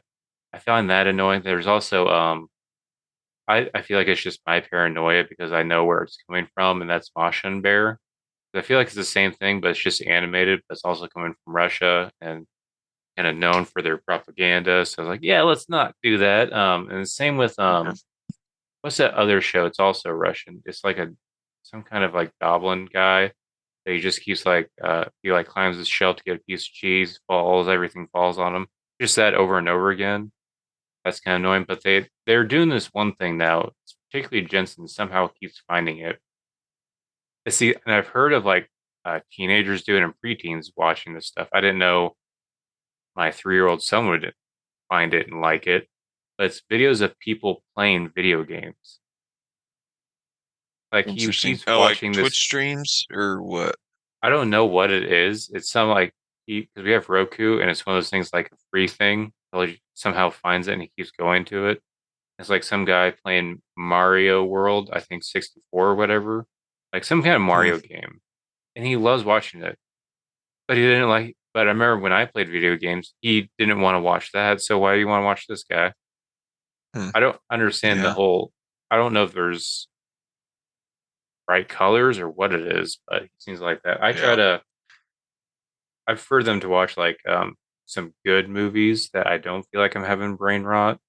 Like Annie also loves to watch Barbie's Playhouse, which it's better than the other stuff. But at the same time, like my dad pointed out, I was like, it's I feel like it's instilling like cattiness and like backstabbing because that's pretty much all the show is. It's like a real. It's supposed to be like Barbie, but it's like a reality show kind of thing. So it's all Hmm. that annoying stuff with that. But I really like the both Finding Dory and Nemo when they watch that. That's good. Yeah. I That is a did good one. get one thing I've tried to do. I don't know if you do it. I feel like other fathers probably try to do it. Have your kids watch some of the older movies that you used to watch as kids. Like Yeah, I got dude. my daughter into Rockadoodle, and now she loves Rockadoodle. Oh, that's cool. With the Rooster dude. Hmm. Man, I haven't watched that one in forever. Oh yeah, I found it on Tubi. I was like, Annie, you want to watch this? I don't know. Watch it, and it starts off with that like live action. She's like, "Oh, this is dumb. I don't want to watch it." Just wait, it gets great. Yeah. Yeah. And now she loves it, and she'll sing the song Chanticleer, Chanticleer. That's awesome. That is cool. One that I guess I used to watch as a kid was Little Rascals. And Lux, Yeah. she used to love that one. She hasn't watched it in quite a while though. But yeah, I mean, I don't know. Watching that one as an adult though, it's like not as enjoyable. I get more annoyed than anything. I mean, the kids are kind of funny in some parts, but most of it's just like, tongue in cheek type bullshit. But um, yeah, I don't know. Movies can definitely be fun. Um, but I don't know, like we've tried to bring up like the old animated like cartoons like Land Before Time, but those are like real dark and Hmm. depressing now. And Yeah. so it's like I don't know. I don't really know why I liked them as a kid. I remember this kind of like fear aspect. Like they were mildly scary when I was a kid. And like I think that mildly scariness as a kid is now like as an adult, it's more just like kind of gloom. It's like Hmm. there's a gloom in the movie, but I don't know. Um, I think those are more common in our time, though. There's always like a kind of a heavy aspect that we weren't ready for as kids. Like we had Lion King, yeah, where right. his like Mufasa dies in like 20 minutes into it. But also, I think with Land Before Time, I tried to show Jensen it. He did not care at all, and he loves dinosaurs. I think for us, there wasn't a lot of animated dinosaur shows. We had Land Before Time and We're Back. We're back. Yeah. Hmm. And that was Yeah, it. That's man. all I can remember. Yeah. Right. There's definitely a lot more of it. Well, and shit, if they watch Jurassic Park, I mean, that looks like a real dinosaur, you know? And so Hmm. like I remember that when I was a kid, like I knew it was fake, but like them, I wonder if that's different. Like if they see that like younger than we were, they're just like, oh wow. I wonder if that's a real dinosaur. I mean, probably not, maybe. I don't know. I don't know. I don't know where I'm going with that, but Well, also, I remember back then that was like the most high tech stuff they could do at the time. So it seemed like so crazy and bigger than life. I feel like now I yeah. show that to Jensen. He only wants to watch the new one because actually, I show him the old one. He's gonna be like, That's fake." Like automatically, Yeah. no. Like, no, Yeah. you're supposed to. Bullshit, This bullshit. is the Yeah. biggest thing you're ever supposed to see. This will blow your Right. mind. Well, dude, like the new one, the new Jurassic Park, I can't stand it. It's like I like Chris Pratt as an actor, but it's literally just these uh screenshots and stills of like Chris Pratt like looking off into like a sunny distance and then like the sun's just beaming on his like glistening body. It's like what the fuck is this shit? I thought this movie used to be about dinosaurs, dude, and it's just a bunch of these of like that. I don't know why. It's just one thing I noticed. It's like these beauty shots and throughout that entire movie. And I feel like the writing aspect of like the story, you know, the climax of the story is just totally fucking missing. I don't know, but maybe that's just me. I thought the new films are a disappointment in that aspect. Like it's cool. Like I dig the new dinosaurs, like the looks, like always like a new dinosaur that they like try to introduce and stuff like that. But I don't know. I definitely think the story's not as good. I don't know. The only one I've actually seen of the new one was that first new one. What was it called? Dinosaur or Jurassic World? That was the only one I've seen of the newest stuff. I like Oh that yeah, one. they get ridiculous, dude. Like you should watch the others just because of the ridiculous, like kind of. I mean, it's like a modern cheese factor. Like especially, I think it's the latest one they brought back the older actors Hmm. and actresses that were in the like original film, and so it's like you know just kind of like their moment of resurgence, and it's just I don't know. There's a lot of cheese that follows with it, but I feel like a lot of newer movies are doing that. Like, have you seen the new Exorcist? no, I did not watch that. They had the original mom and Reagan from the first one in it for no reason. No reason at Just all. brought him back. Doesn't and they try to make it seem like they're gonna be a main character, but they add nothing and take away nothing from the plot. They're just all right, I guess she's here. She's gonna pretend she's gonna do something. That doesn't work. She goes away for a little bit. You see her at the Yeah. end. Like, I think okay, it's cool. I think it's cool if they bring him back as like a gas station clerk or something like that, you know? Like yeah. totally unrelated, but yeah. Oh no, they had this like you need to go to her. Her daughter went through the same thing. He goes to her Oh, house, just geez. he goes to her house and she's like, I've been expecting you almost kind of thing. It's just Super ridiculous. Yeah, and that's like a total to me, it's a total clear, obvious loss of originality. I just feel like they're just fucking pulling scraps, you know? It's just like, come on, man. I think it's time to write a new story at this point. Like, fucking just a whole new thing. Make it a whole new. Like, it's possible. It's not like we can, you know, this is it. Oh, well, we've done all the movies. We just got to keep mm. doing remakes now. That's the thing I think is getting so excessive about film. I did like the some aspects of the new one. Like, have you seen have you seen all the other Exorcist movies? No, I'm not really a horror junkie by any means. I never really got big into it, so it's like, you know, I pretty few and far between in that aspect. But I mean, I've got a couple that I really love, but no, I never got into The Exorcist. I gotcha. It's just that so with this new so the all the other ones, it was centered around the one who it's one demon possessing this all these different girls in all different movies, and it's Pazuzu, which is an actual like Mesopotamian What's demon. oh, It's okay, mentioned in the Demon? Nile song "Evil Cast Out Evil." Yeah, I think Behemoth has a couple of references. Hmm. Yeah, I want to say they have a couple Pazuzu shirts too. Yeah, it's a Um, badass song. I know there's a song Pazuzu.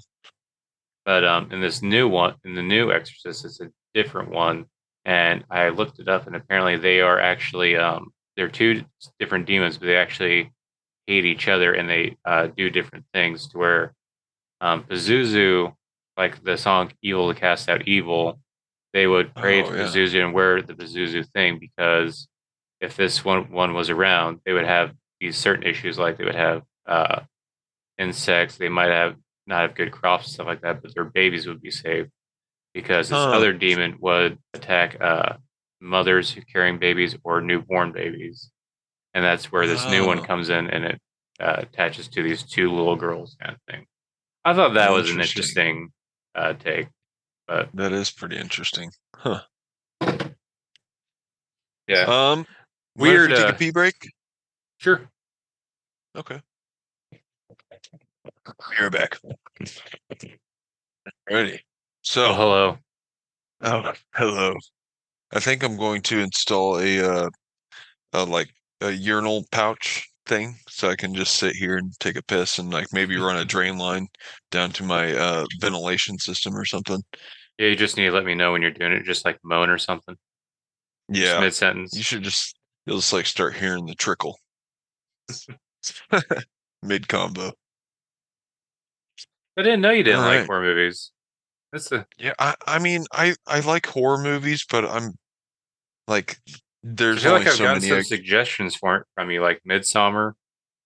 yeah, so like I sadly I never got to finish that movie, but I could tell that it's a movie I would really love. Just how the cinematography is, the seriousness of it, like the realistic like kind of aspects that could possibly have, fucking take some drugs, wind up at this crazy resort with this fucking weird ass cult.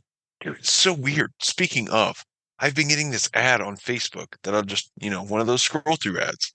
And it's like it's literally chicks dressed in like white robes with a fucking thing around their head dancing in fields, and it's like I forget it's called something, but it's out in California. It's literally it looks like a cult invitation to California, and it's like what the fuck is this? Is this Is like it would Jared I go there Leto's and cult? die? Like I don't know, it might be what's his cult. I don't know. I just heard he has a cult, and it sounds like Oh. I want to say he dresses like that too.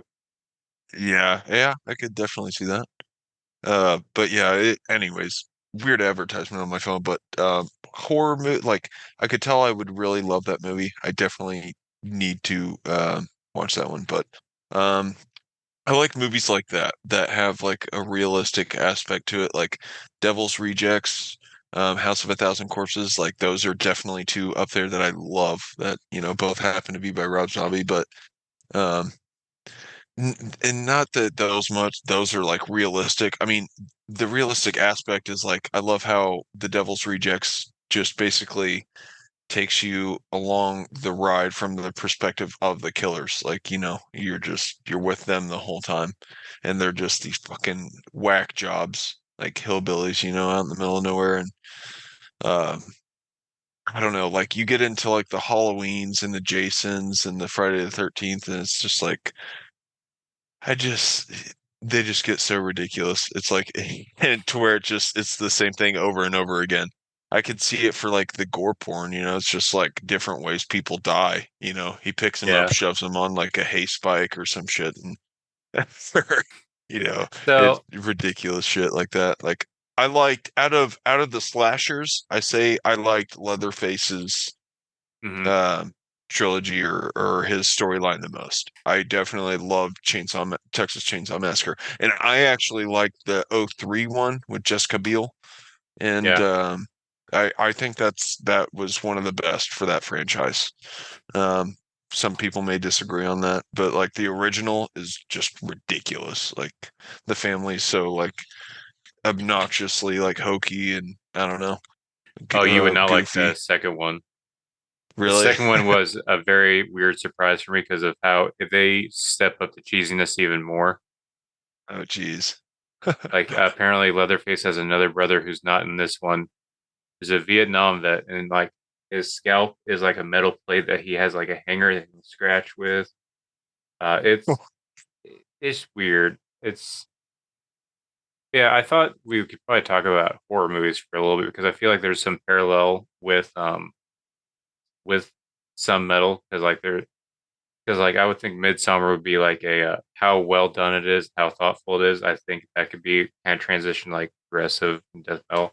But I'm thinking of this comparison because I've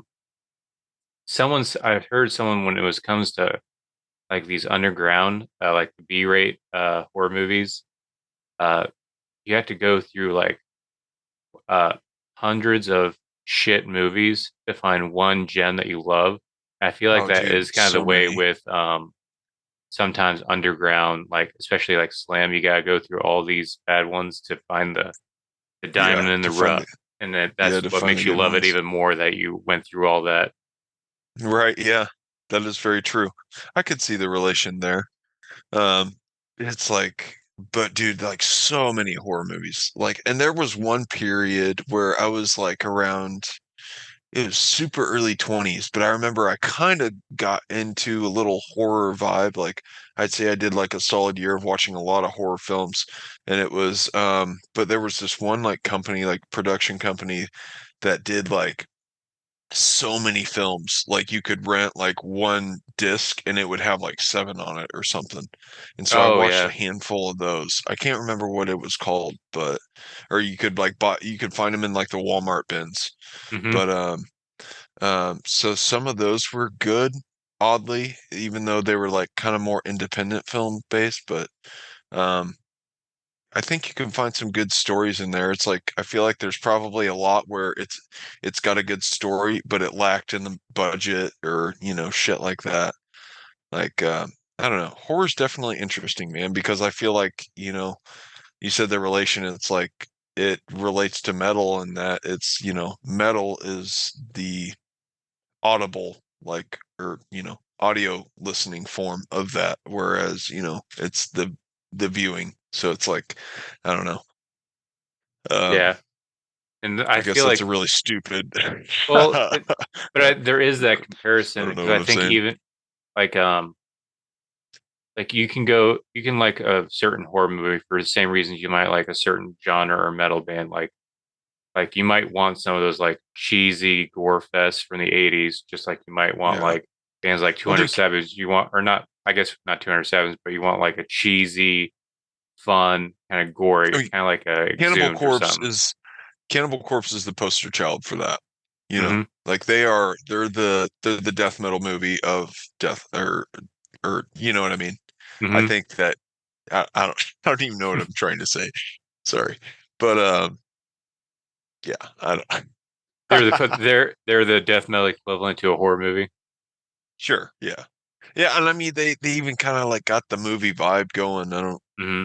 I don't know what it is, but they are just they haven't strayed from what they do.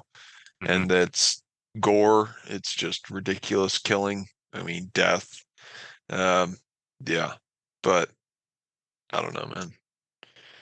Yeah. I think that it can be inspiration for like Cannibal Corpse albums. I don't know if he's a horror fan or not, but I would say maybe so. I know Trevor was from Black Dahlia Murder because obviously he had some songs that were based off it, like Raped and Hatred by Vines of Thorn off of Evil Dead Yeah, Evil Dead. and stuff like that. Yeah, I know there, or even like the Death. Have you ever listened to Mortician? No, but I dig their album covers. I think they're like kind of have like the 80s album covers going.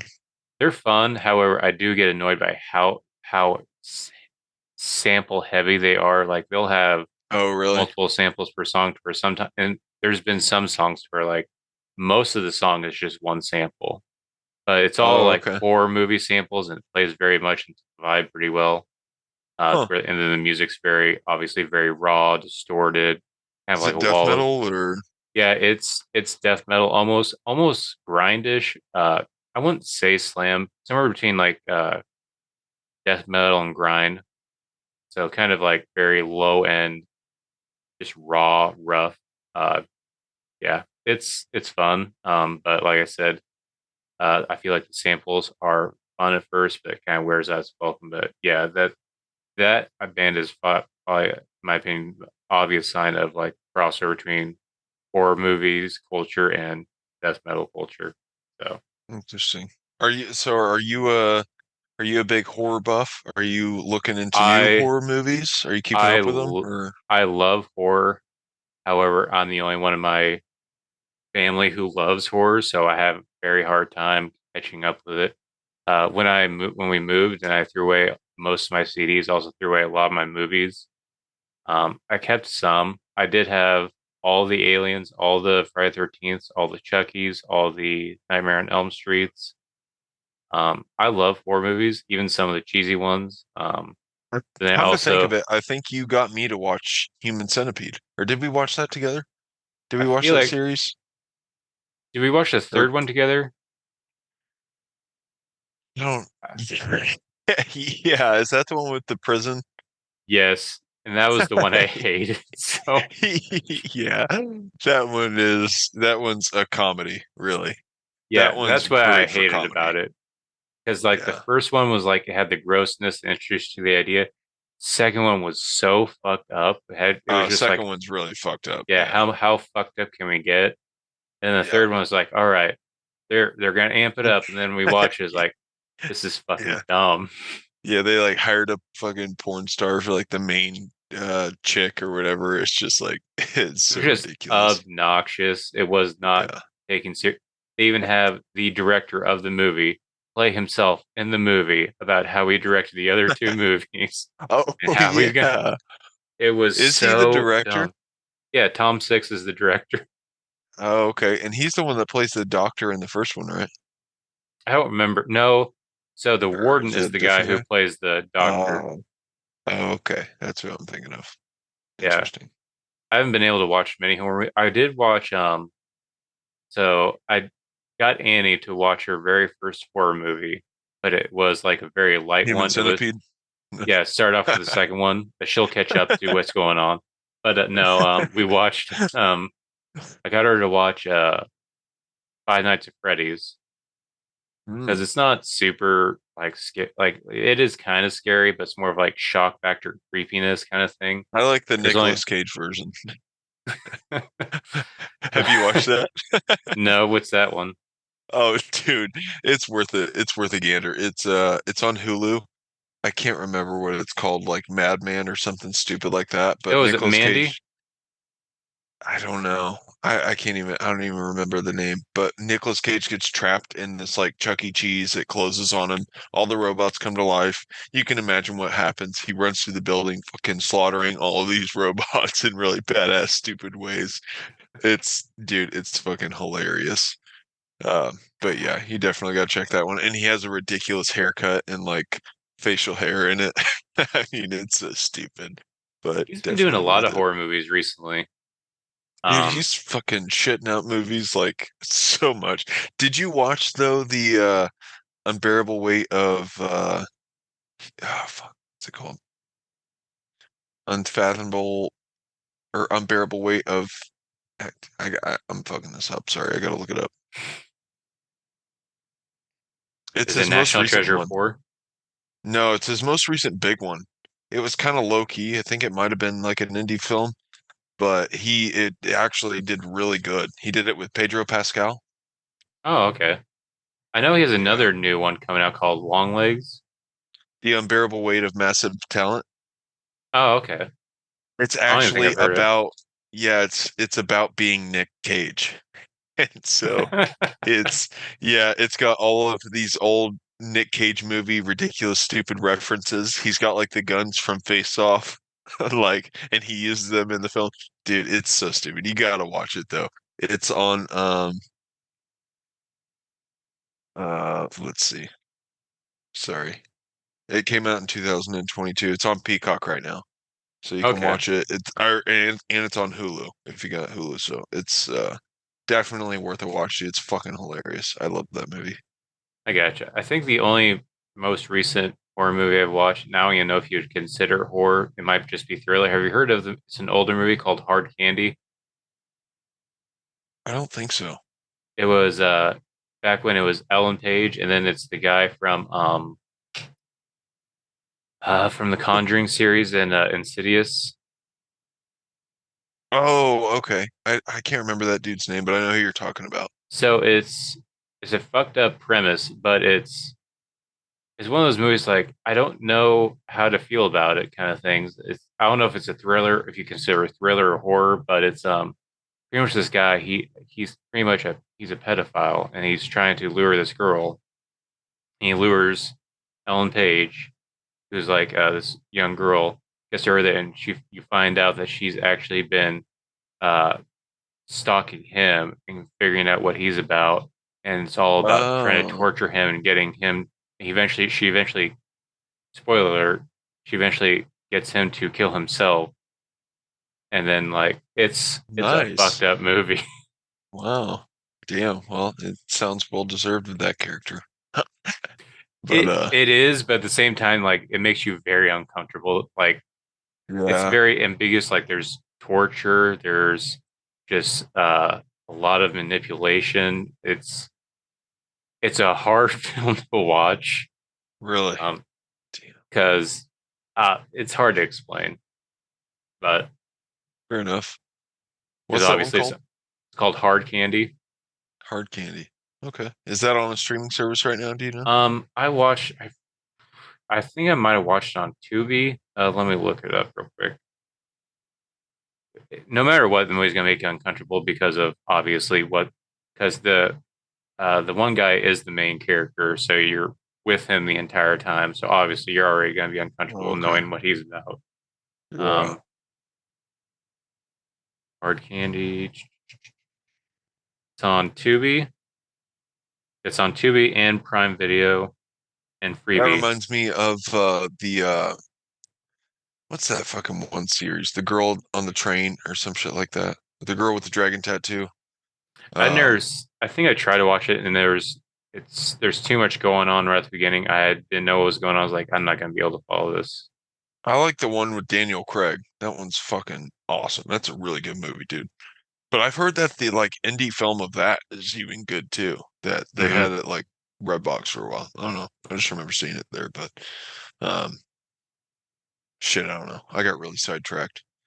Horror movies. Yeah, man, I have not watched a horror movie in a long, long time, dude. But I think I definitely need to pick up Midsummer and at least watch that all the way through. Lex couldn't sit through it. She gave up on the guy smashing the head in the beginning with a mallet, Oh, that yeah, that's like a like barely watermelon. halfway through. It Yeah, gets better. yeah, that's like where it gets into it. And I was like, oh my God, it's fucking Bruce. She's like, oh, can't watch it, can't watch it. I It was like, gets come better on. and it gets more Yeah, fucked up. yeah, I get it, but it was like, I mean, that part was fucking brutal. It's like, oh fuck, dude. And then So you realize like you're stuck there. It's like, oh shit, I would that movie's say nuts. that part is the most violent part, but the rest of the movie is more of like it'll fuck with your mind. Like you're trying to figure out what's going on. Then the pieces start fitting into place. Like, oh, this is so awesome. Because that director, he also made Hereditary. Have you seen that? No, but I've heard that one's a good one.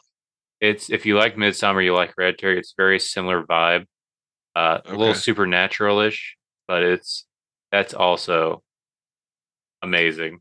They're both, Hell I would yeah. say, Okay. close to the same par. So, Yeah, I need to give that one again. I've had so many recommendations on that movie, so I have you think if seen it's have you seen The Menu? Oh, dude, yes, I did watch the menu. I don't know to call that. Yeah, I mean, I guess you could kind of call that a horror. Is it I, a black comedy or a horror? I don't know what you're. It was in yeah, the horror right, section on yeah. HBO. I think it's great. I loved that movie, like front to back. I totally love that movie. I love that the guy was so driven by this hatred of fucking like this lavish lifestyle that he's just like, fuck these motherfuckers. I'm gonna give them something, you know? And yeah, if you haven't watched that movie, dude, I loved it. What do you think of that one? I loved it so much. Um, Hmm. so I love that Ralph Fiennes, and I didn't realize it, but I've started to also love that actress. What's her name? Angela Taylor Joy or something like Yeah, that. She's it's the girl from the Queen's Gambit. And I haven't seen that one. oh dude, if you haven't watched that show, it's a show on Netflix and it's I'm pretty sure based on true events. Like it's about this girl that fucking whooped this chip, won this tournament. Maybe I'm making that totally up. I don't know. I'm pretty sure there's some factual stuff in there, but don't quote me. Anyways, Queen's Gambit is very good. That's where I really first started watching her. Actually, no, she was The in The Witch. Witch. Yeah, she was in The Yeah. Witch, and she was also in Northman. Oh yeah, shit, that's right. Damn, I totally forgot that. Um, but yeah, dude, see, I love The Witch. That is a great horror Mm-hmm. film. Um, but yes, The Menu, dude. Oh, I love that actor. He plays such a great chef. I love how he just and that clap is the loudest thing. And it's like it's funny because me and Lex were in such a period of watching like binge watching Hell's Kitchen and anything Gordon Ramsay. And so like I couldn't help but to think of this like crew and staff of being like Gordon Ramsay's fucking like, minions. It's like, all right, you fuckers. Yes, chef. But yeah, yeah, chef. Yeah, because they like do that in the movie too. Yeah, chef. And then like, oh man, the dude when they like start laying out the blanket, I was like, oh, Oh something yeah. fucked up's gonna happen here. And then the guy just goes up there and starts crying. I was like, oh no, dude. Like I had a feeling what was happening. And I was just like, oh shit. Or when they made the one guy who was like who hired the girl, they're like, "This is your dream, cook," and he just like Yeah. does fucking terrible. Just fucking, yeah. Oh yeah, and then yeah, in the back of the restaurant, right? Mm-hmm. Damn, yeah, I forgot about that part too. Shit. That is such a brutal movie, dude.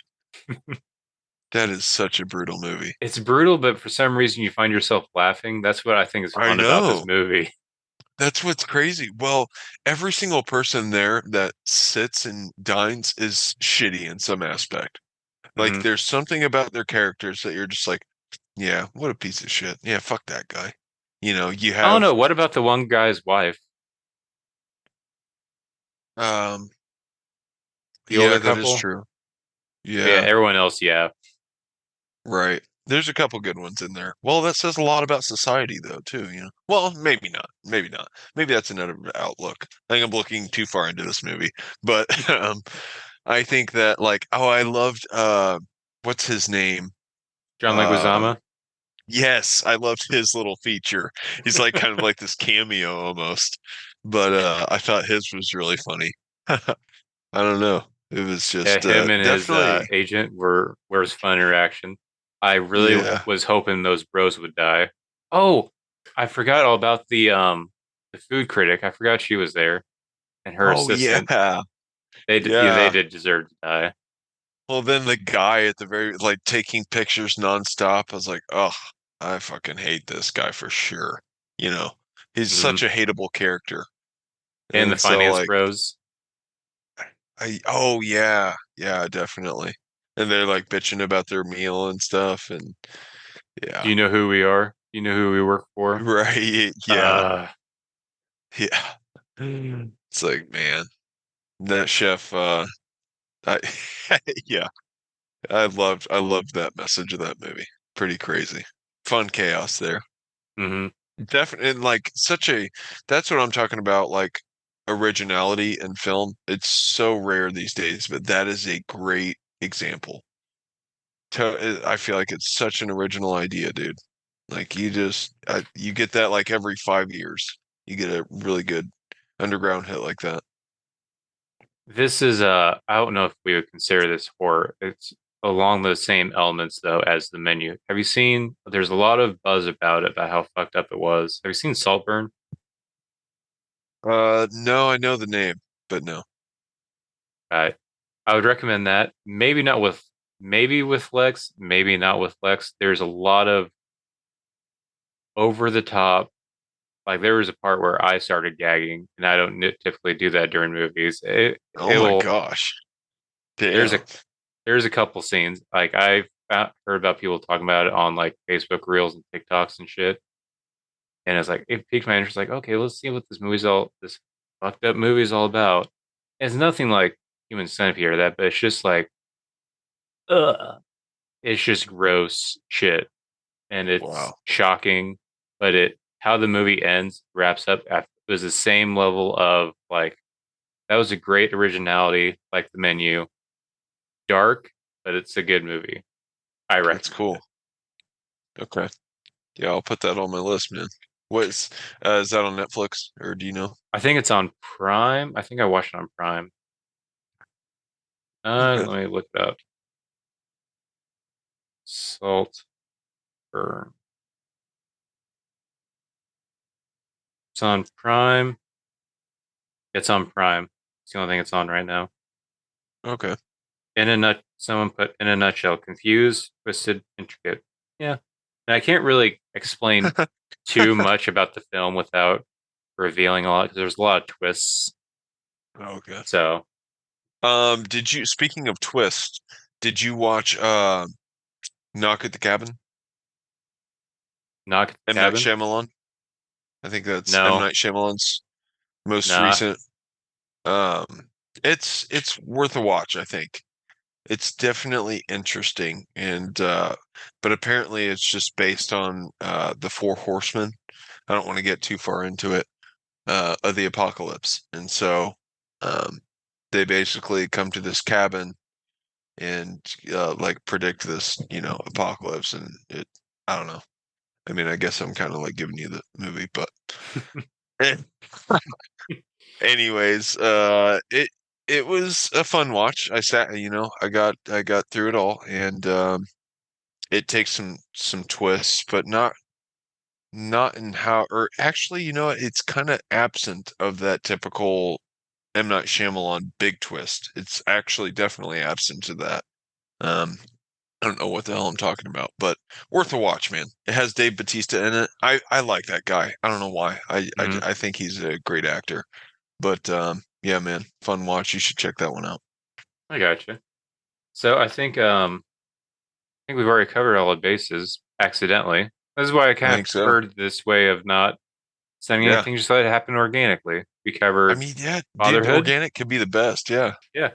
So, all right. I think I'm ready for Acacia Strain. Are you ready to talk about some Acacia Strain? Yep, right after I pee again. All right. Sorry. Broke the seal. I did. I don't know. I don't think I can really adjust it. Fuck it. We're doing I it think it's live. fun. I can hear you just fine. All right. Fuck it. We're doing it live. Well, while you're peeing, uh, figure I'd throw this out there. Night Shift merch, they're the ones that gave us the actual information we're cool about. They reached when I reached out to them, they gave us information on merch sales a couple Oh, episodes cool. back. All They right. posted a meme about the new Nile 6 Feet Under tour, kind of Oh, trolling, really? surprisingly. They posted the picture of the tour, but over 6 feet under it says has a white square that says at 6 feet official blocked you. Oh, wait, what? I don't get it. Because anyone who was making fun of him during that whole phase, they Oh, were okay. blocking everyone who like criticized him at any point. Oh, I didn't know that. So they posted that and they said if they're playing feasting on the blood of the insane, we'll still be there. And then every comment is E 6 feet under announced tour. Oh, man. Poor guys. Or poor Chris. I would still love to see Chris Barnes live. He I'd watch was it. Cannibal Corpse first four albums. I'd fucking absolutely watch that show, man, and go to it. Like I said, just for the hype of him being Chris Barnes, really, I got to see what all the shit talking's about. Hmm. It's like I've never delved into 6 Feet Under. I mean, even that era of his era of Cannibal Corpse, to be honest, it's like I think New Cannibal's my favorite. So it's like I don't really have a reason to venture too far back, but yeah, man, they got me sold on that show for sure. Maybe we'll have to That do is funny though. a Cannibal Corpse album ranking at some point. They have a lot though, is the only issue. Yeah, yeah, man, that would be a lot to digest. So is Night Shift merch? I guess they're not going to be doing anything with 6 Feet Under anytime soon. I think I Is that can't like see a why shit they on them wouldn't. post or no? I think it is kinda. I think it's more just I don't know. I don't see why they wouldn't because they have a lot of like underground bands, like smaller bands that they do Or what merch if Six for. Feet Under comes out with a shirt from Night Shift merch that just says blocked? Let me see. I'm on their website. They do have 6 Feet Under merch. Oh, they have one shirt and it's from their first album. I really do like the new Six Feet Under's album art. Yeah, they went Or back to I've like been actual like gore-ish like and I've kind of liked their last couple, to be honest. Is it the same artist for the last two? I don't know. I didn't like Nightmares of the Decompose. That felt weird. It didn't look realistic to me though. That Which was the one? Let's bluish see. one where it's supposed to be like body parts, but they look like mannequins. Hang on, I'm looking it up right now. Killing for Revenge is really good. Oh, Mm-hmm. let's see. You're talking about the 2020 album. Yeah. I can't get it. Looking for an image of it. Oh, see, yeah, I guess that is kind of weird. Because I I get don't what they're know. trying to do, but it doesn't I look kind of good. like it. Yeah, Really? it didn't, I did kind of like it. It definitely, I don't know. It's something about the colors, man. Usually, like when you get that kind of gore, it's a lot more dark, but this is like really bright and super detailed. But I do agree in that it doesn't look finished. It Mm-hmm. looks like it's early stages of what they should have kind of worked on more. And it looks more like mannequins, doesn't it? Yeah, it does. I mean, well, it looks like it's clearly on a mannequin, like, or it's on some sort of mount, the head that's on it, but uh, I don't know. I'm gonna look up this other one real quick, then we can move on. I know Killing for their Revenge. Unburied and Unborn and Undead albums have similar art, and those are I love those albums. Well, I wouldn't say love. Those are the ones I think are peak 6 Feet Under, in my opinion. That's just my opinion. Yeah, this one's ridiculous, this new one. This one is definitely more drawing aspect. Hmm. I don't know, man. I think I kind of like their last one more than this one. Really? Yeah, I think so. Even though it is kind of it might be AI generated. That might be wild, but I don't know. After I talked all that shit on it, 'cause, I mean, it looks heavily AI, like in a not rendered in a computer yet or something, or it's like in the process of. I don't know. I'm Are you just ready? talking some shit. I'm ready.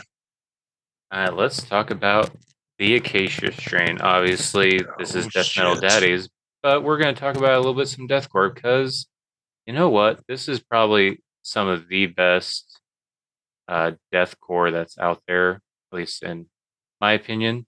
Uh, Fuck you. Die slow.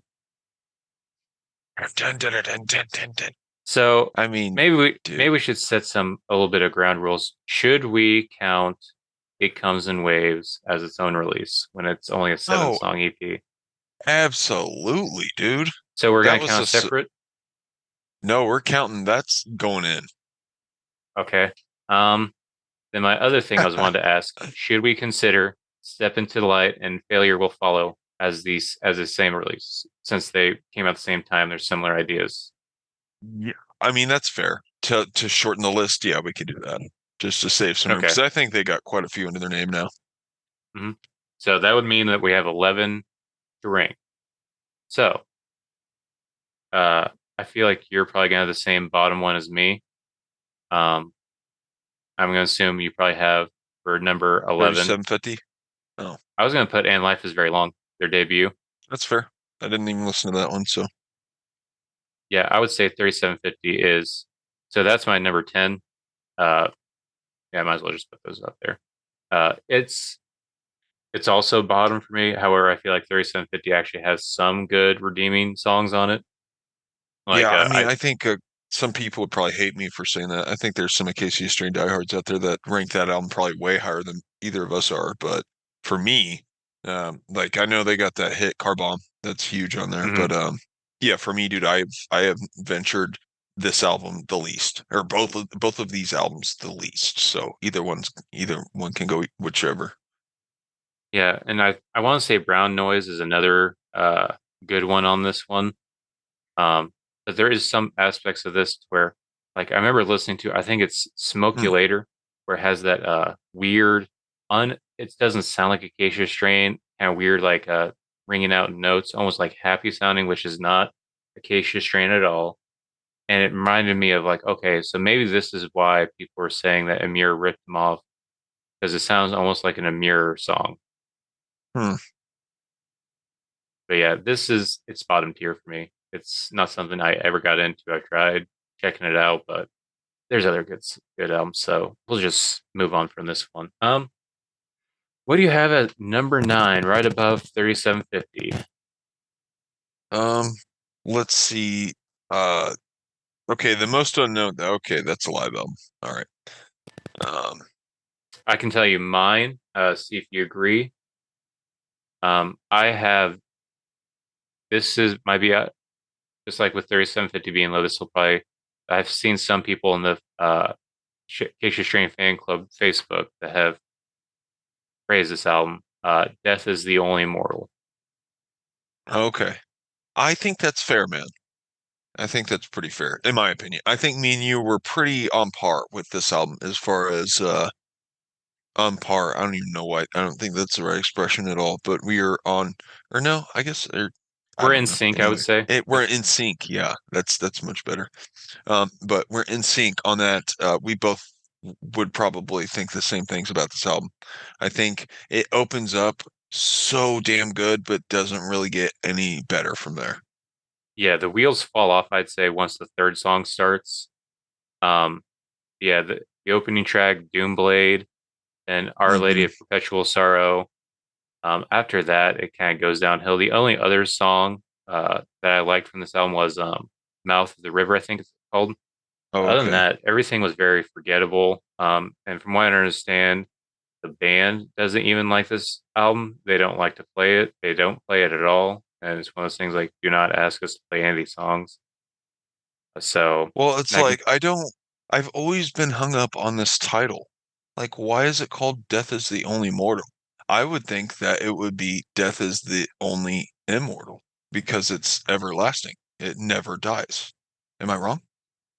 I think it, so I'm also hung up on the name for different reasons because I think you are taking it to a different aspect. I think that it would make more sense if the wasn't in the name at all, is death is only mortal. Whereas like Hmm. we should only care about it because we're mortal. Like who cares if Hmm. we die kind of thing because we're Oh, man, that's a cool aspect. but Yeah. the death is the only mortal, I think throws off this entire the entire flow of that idea. Huh. I don't know. It's very And I feel interesting. like I think, that's yeah, maybe that sums up the album. Maybe that's why they hate it. Maybe they're like, fuck, we definitely didn't get that down right. No, I maybe not. I saw mean, it sounds cool. This like death is the only mortal. I want to like that saying, but then I think about the sentence and I'm just like, I confuse myself. I get so confused. I'm like, what? mhm. What? I don't know. Yeah, and I so people have been asking in that group why do they hate this song so or this album so much? And I guess Devin, the guitarist, he's in that group. He comments a lot, and he comment is like it's one of those things to where there's a lot of negative memories attached to it sometimes. So I think, and Huh. I guess Vince won't really talk about it that much, but there's a lot of negativity, I guess, between band members, and this is also the last album with DL, their guitarist, who was also produced their albums. Okay. So I think that's kind of led to the frustration in the band, and also I think it's also why the album didn't come out that good, at least in Yeah. our opinion. Obviously, there are some people who Um, love this album, and it was hard to find for a long time on vinyl. It was one of those holy grail vinyls for Acacia Strain fans, It's but they re-released it, I think. it's unfortunate because I feel like they really got to a great production sound at this on Hmm. this album, but I just don't think that the songs lived up to it. But as far as Hmm. like that goes, like I think the production is fucking damn near perfect on this one, and maybe that's that it being the last of those guys, like you said, maybe that has something to do with how it changed over the time, but. Yeah, man. I think that's a solid spot. And I also think it's a shame that such a great sample and intro to an album is wasted on this album. Yeah, I mean, do they still play Doomblade? Because they absolutely, definitely, 100% should. I think I that don't that think they song do. can live on, but oh man, it's such a good song. It Hmm. is such a good song. I will I'd play it just. go, I'll play this album yeah, just to hear that. It's hmm great. it is. All right, up next, would you put The Dead Walk here? Um, That's hard for me to say because that was my intro to Acacia Strain. So, I I would mean, it's I would tough, have but I, this a little higher. Let's okay. so I'll you have so I'm guessing you have Dead Walk here. I'll put what I'm, I gue- I, have here. I'm guessing you have Continent. No, I have a Oh, wow. surprise. Oh, okay. Shit. Sorry. In this spot, I have Grave Loom. Oh, okay. Interesting. So my reasons is so again, this is another album where it's there's nothing. So I would say at this point of the list, Wait, I don't even have Grape Bloom on my Spotify. Oh, wait. Shit. I, I'm sorry. I would say this Okay, part of the there it list, is. the remaining albums are going to be classics at some point. Like Okay, every one of these.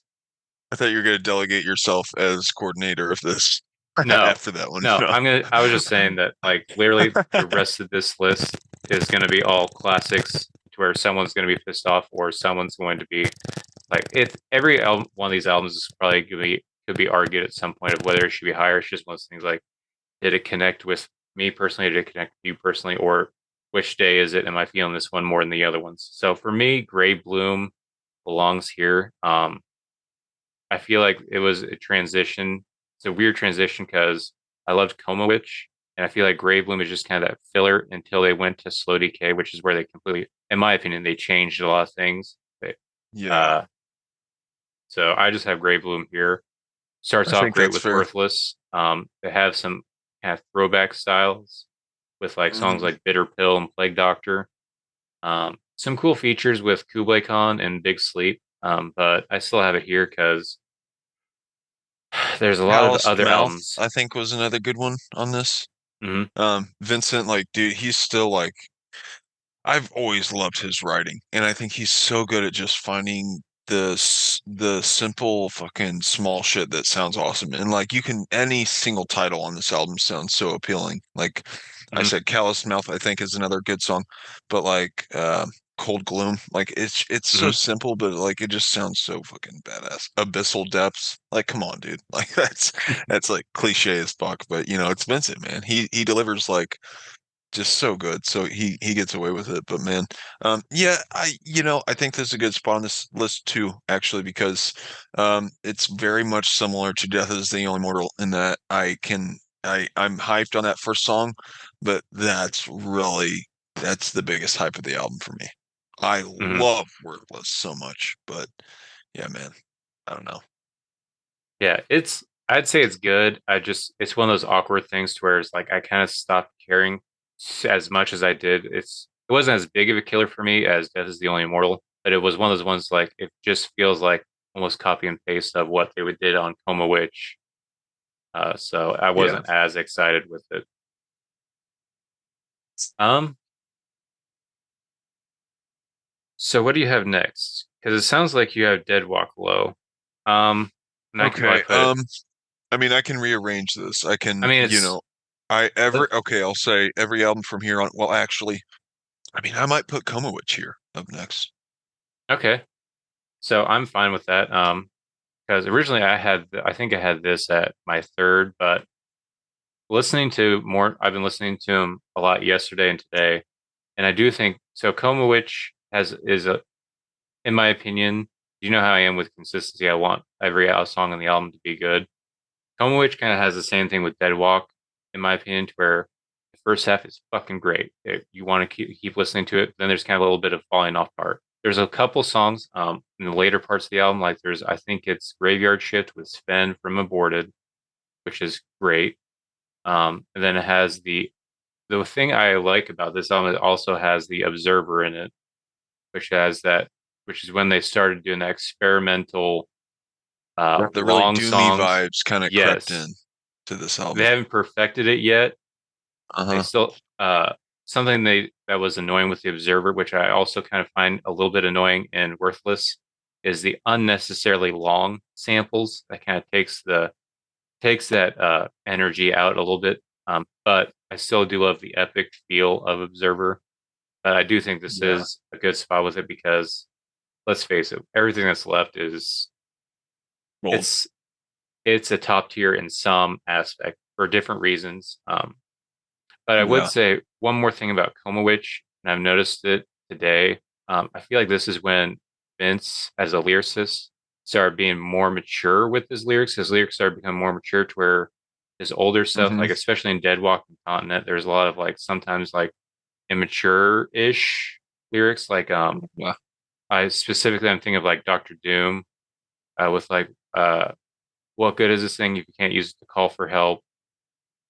Just like random Kind of things still that has like the misogyny kind of yeah, themes that a too, but little then bit. that too, then there's some lyrics is like I feel like you could have written this a better way, like woke shut down, take your bottom lip over your face and swallow. It's like like I at the time I get it's like a fuck you kind of thing, but at the same time it's like to where I feel like when like especially songs with Potterizer, it's more mature. It still has that same anger and hatred in it, but I feel like it's better written, better articulated, and Hmm. more adult sounding. Um, Yeah.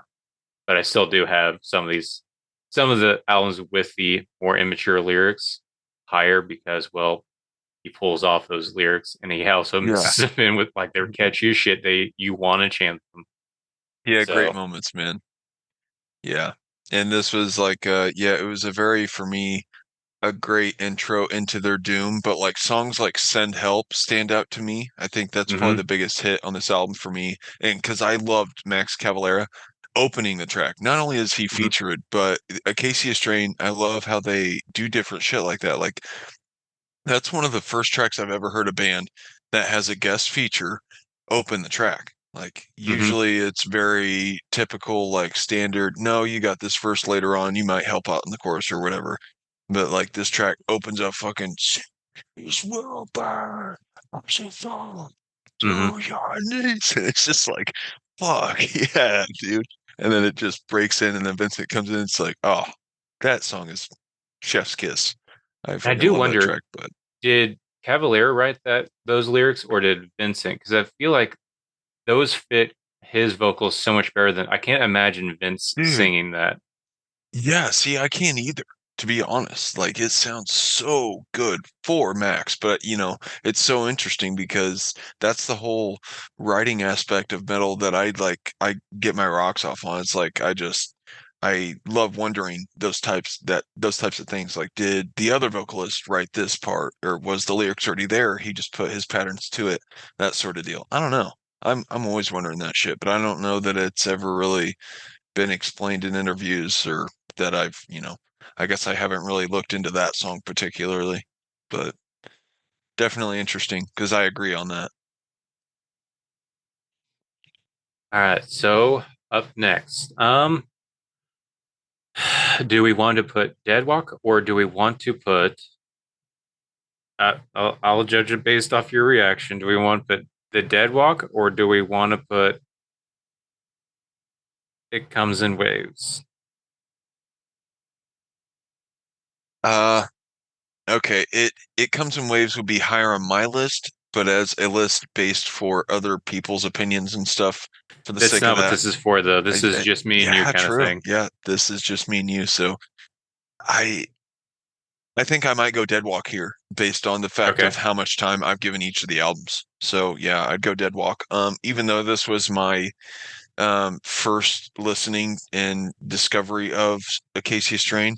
That's another thing I love about this band is I caught on to them, being kind of coming out, and I've kept on up with them ever since. So they're one of the oldest or longest running bands in my timeline. I don't know if you're the same way there, but I pretty much kept up with this band since this album, which came out in 2006. Again, the Goldies era of metal. Um, I think that, dude, the hooks and the choruses in this album are just they're so damn catchy. I think the samples they did samples in this one that I think are really great. Um, it's just the breakdowns, dude. I don't know. It's iconic for Acacia Strain. Yeah, this is listening to this. I was listening to this today driving, and yeah, it's I'd say the first half of this album is just once it starts, you gotta listen to it all the way through. That song ends, next one starts like I gotta keep going. Yeah. Um, I originally didn't care too much about this because I got into the band later. The second time I saw them live, apparently I think it was an anniversary. Otherwise, I don't know why they did it, but they played 50% of this album, and it was great. Wow. They Hell did the yeah. whole "Whoa, shut it down" and "To See You Next Tuesday." That's so cool. They played all the pretty much all the first half of the album, the four by Oh four, yeah. Oh, four Burn by four is so Phase, good too. As a Set Yeah. of Fire, Angry Mob Justice. It was great. That like line is so memorable. Yeah, Oh yeah. it's a great album, but one thing I did notice, and I brought up earlier, is that there is some glaring things I noticed with the lyrics. I think it was just I don't know if it was him at the time. I don't know if he was just angry and was just trying to get it all out at once. But like I was talking about with the pull your bottom lip over your put your bottom lip over your face and swallow. I don't mean any disrespect, but I hope you are buried alive. It's like it feels like it's like trying to be cute, tongue in cheek kind of stuff, which I feel like was Huh. just what was going on at the time, kind of thing. So I get It it. was a very big MySpace era Yeah. there. Um. Like I think I kind of found them through MySpace maybe. Mhm. But I But just remember one of the videos. Are they playing like T-ball or not T-ball or is it that are they playing dodgeball or is it fucking like oh, is it the when they're ball that bowling? no, they're bowling in Send Help, I think. Oh, But I think in this video or one video I think they're playing like the ball that spins around the post. I can't fucking think of the name of it. tetherball. Yeah, tetherball. Duh. Um, but yeah, is that on a song or did they do a video with that? Isn't there like a video where it opens up and this like fat guy sitting on a couch like and then he turns on the TV and it's Acacia Strain playing tetherball or something? I don't remember. I don't I wasn't like swear I it's a said. I video wasn't off too this into album. him early on. Damn. I don't know. But would you kill me if I had it to pee again? Good. All right. You're like, yes, I would kill you. All right, I'll be back. Okay, and we're How was back. it? It felt great. Freaking That's good. phenomenal. Okay. All right. So that's Dead Walk. Again, a great album. Like I Yes. said before, we got into some of the meatier part of this. Pretty much the rest of these are going to be classics of some form. So it's going to be hard to choose. I have my set top two or three. Did we consider? Might be giving away my position, but did we consider? Are we considering "Step into the Light" and "Failure to Follow" as the same album? I can't remember if we decided. Yeah. We're Okay, doing a combo on that one. okay, I think that's pretty fair. all right. So what do you have right after "Dead Walk" as higher? Which Um, is up up next, I think I'm gonna have again the rest of the list here is epic, so it can be changed, but I would probably go Continent here. okay, okay. Um, If you can't move that one, I'll wage for It Comes in Waves. But um, that's it's one of those things that's hard because the songs on Continent, not all of them are great. Whereas "It Comes in Waves," there's only seven songs, but they're all great, and it's I do feel like "It Comes in Waves" is more of a mature album. It's a better thought out. However, Continent is one of those things where it's like I just want to have fun kind of thing. Yeah, It's it's a fun album, dude. I so think I'm that fine it with putting that at was this number five? 1, 2, 3, 4, 5, 6. Yeah, number five because I go the other way. It's yeah, 11. they got a lot of fucking albums, dude. Yeah. Um, this album, like, yeah, it was a very fun era of Acacia Strain. I felt like they were just full party mode on this Hmm. one. And like I remember them going on tour around this album with it was around the time they did the Holy Alliance tour and the Unholy Alliance tour. And I don't know Hmm. if Acacia Strain was just grabbing fun on that because they toured with Impending Doom, but they were just like, Oh, come out and hail Satan, and then you know. I heard about this. Yeah, and I think it He even actually got a pissed off tattoo him. about it. Oh, did he really? He got a Baphomet tattoo because of it. Oh, wow. And he, like they were Damn. like asking about his tattoos, like which ones are your favorites? Like point them out, and then he pointed at the Baphomet. It's like this is when we had to tour with a bunch of Christian bands, so this is a fun memory. That's hilarious. Oh man, that's funny. But yeah, I just remember I think that there was some beef amongst the bands in that tour, but dude, I gotta say, I love both of those bands. I would have fucking loved that tour. I Because mean, I think it I was them, Impending Doom, and My Children, My Bride. And I want to say it was. I think it was one of those like face down records Christian bands. Like I've had the picture of the band. Not a big deal. Anyway, but yeah, that would have been a fun tour regardless. it would have, man. And I'm pretty sure it was around that time, but yeah, Continent, it's interesting because Continent is it's a love it or hate it Acacia Strain album. I feel like I've seen a lot of hate on this one, but then like there's a lot of love for it too. Like I personally love it. I think it's a fucking jam. They like kind of started getting super genty. It's very groovy. They don't get too slow in this album, but it's got like a very memorable guitar sound. I think it's very Mhm. guitar based too. It's super riffy. Vincent is in like the background the most in this album, I think, out of every Acacia Strain album. He's kind of not really as clear. Would you agree with Mhm. that? Uh, Now that I think about it, yeah, it's not really something I paid attention to, but now that you mention it, yeah, because I think of the intro to I think it's Forget Me Now. She Never Got to Know Me. How Mhm. that's like the drums and the guitars are like just whirling around, and you're just like Yeah, right in the middle or near the back of that mix where they're all kind of yeah, coming in together. Yeah, yeah. yeah. It's This it's it's got an iconic sound, but it is definitely a sound that I fell in love with, and it's just something different that this band did, you know. But I don't know, man. I loved it. JFK or GFC. JFC. Yeah. Oh, dude. That's such a good song. Balboa Towers too, man. It's got some hella grooves on this album. Yeah, this was an album I hated for the longest time. It did Mm. eventually grow on me. Um, Yeah, me too. I'll say that that's what's crazy, man. It's like this was one of my earlier albums that I cast aside for a long time and didn't pick up and come around to till much later, unfortunately. I think it's just how Skynet is one of those things that like the very first track That it was another starts off thing, is like, so weird. well, they picked the weird singles. I didn't like the singles they picked for this album. I think the other tracks were way better. Hmm. So I think they Pretty did much Doctor everything Doom after and Skynet. Skynet. Yeah, which I think Doc, after Doctor Doom's not bad, but I think they could have had way better singles. and also I don't really understand what Doctor Doom is supposed to be. I wouldn't say about because from what I understand, Vincent doesn't really technically write about anything. He just tries to have a certain theme or try to get you to feel a certain way.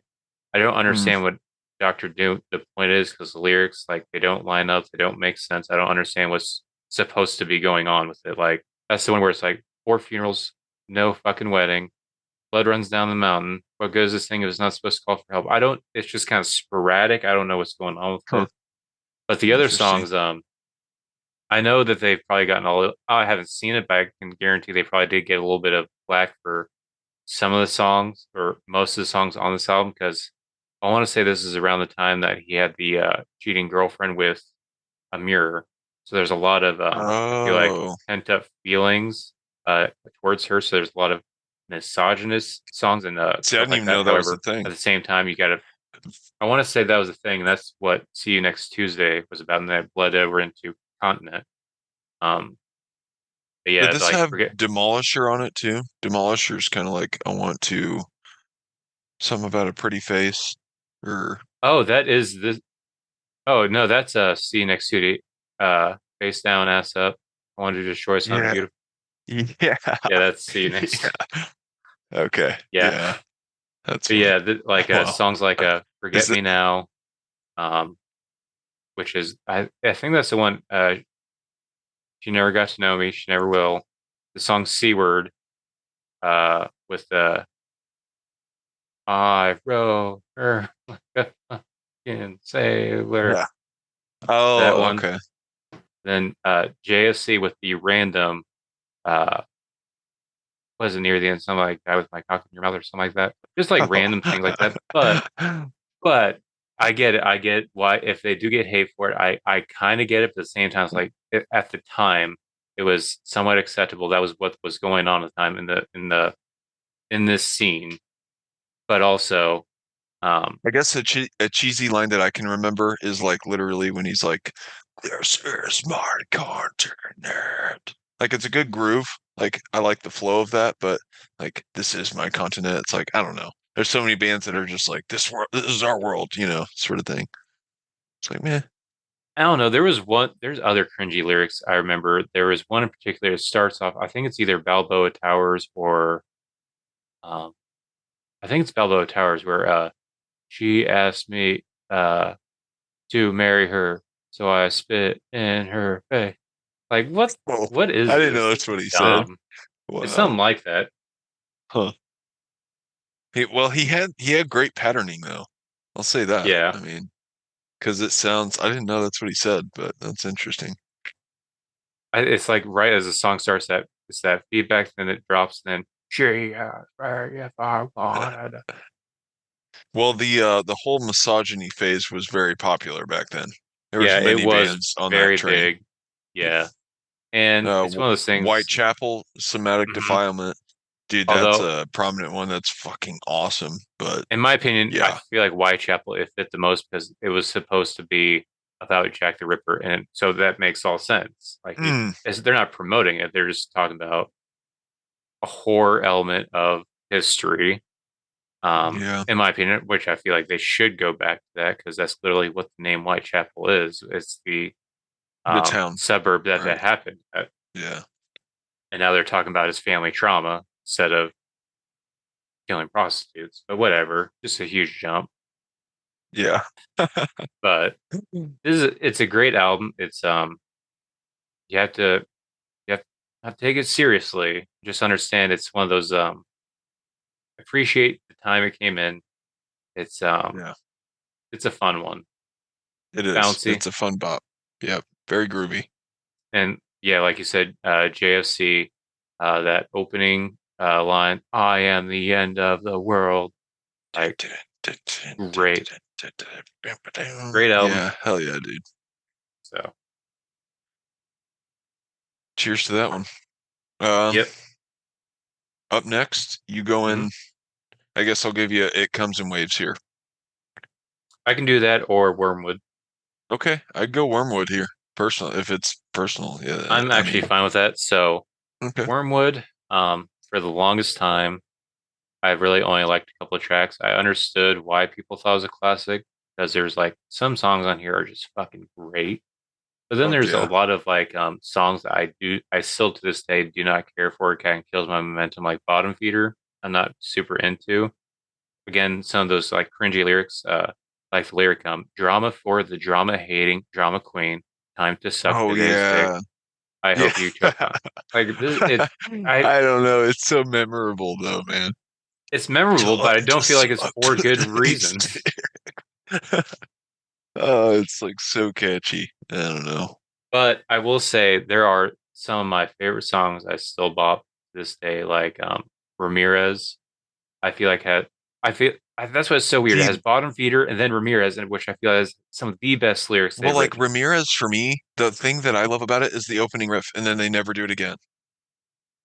Or wait, am I thinking of the right song? I'm thinking of. Are you thinking of Impaler? Oh shit, I'm thinking of that one. I'm sorry.